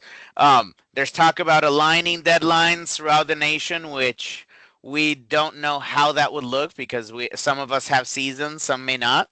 So I am curious how they are going to try to do that. However, they are also trying to streamline the process of producers applying, and that is definitely a valiant effort that we always will support if there's ways to facilitate conservation programs and make it more accessible to our producers out there. We will always be supportive of that. So and let's see what else. We got a couple of trainings out there. We're going to be sharing them with Julia so she can share with some of our partners. We are done with the soil-led screenings this year, but those efforts were very successful. We were able to reach out to a lot of people through doing soil screening for lead. This year, we were going out to farmers markets and producers could bring their soil and we can test them for lead. So that was a great effort there, and we're definitely planning on continuing that next year. And yeah, our next state tech committee is going to be in October 22nd, and we are excited to start the new year. Hopefully by then we'll have the allocation letter and we'll be able to talk a little bit more about funding that we'll have available for producers, and also we'll talk about our totals of how much we obligated for this year. But I will say this is that this is the first time in many years that we were done obligating basically by the end of July. So even though we have lost some staff, as everyone knows, we have had some losses, we have been able to continue doing the work, and we had a historic year when it comes to being able to do these processes a little earlier and get our field staff out in the field before the snow flies, which is priority number one. We want to do planning when there's no snow out in the field. So that's pretty much my update. That's a little long-winded, but hopefully it is comprehensive enough. I don't see Marley shaking her head, so that's a good sign. So thank you so much for everyone for having me. So. Thank you. Thank you. And Michelle, if you're out there, did you have anything that you wanted to share with the group?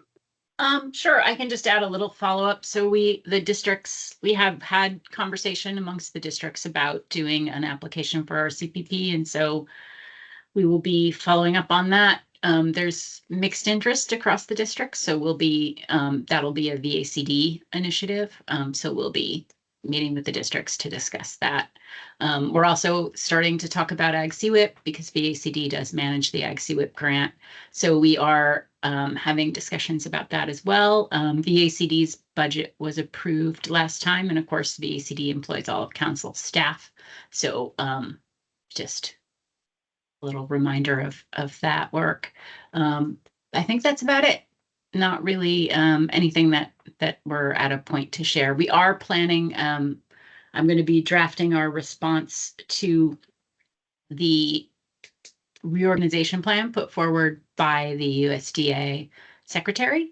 That's due on August 31st. So we'll be getting that done and sharing that with our federal delegation as well. So if anyone has thoughts, ideas they want to share, please reach out. And then your annual meeting, Michelle, is that date? November 5th, annual meeting. No, Thursday, November 6th.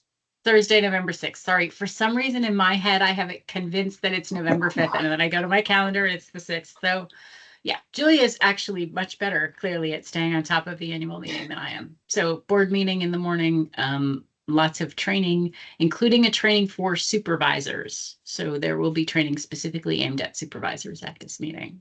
So we hope that lots of them will be able to attend. And we've done what we can to make it a less expensive and more accessible meeting this year. Excellent.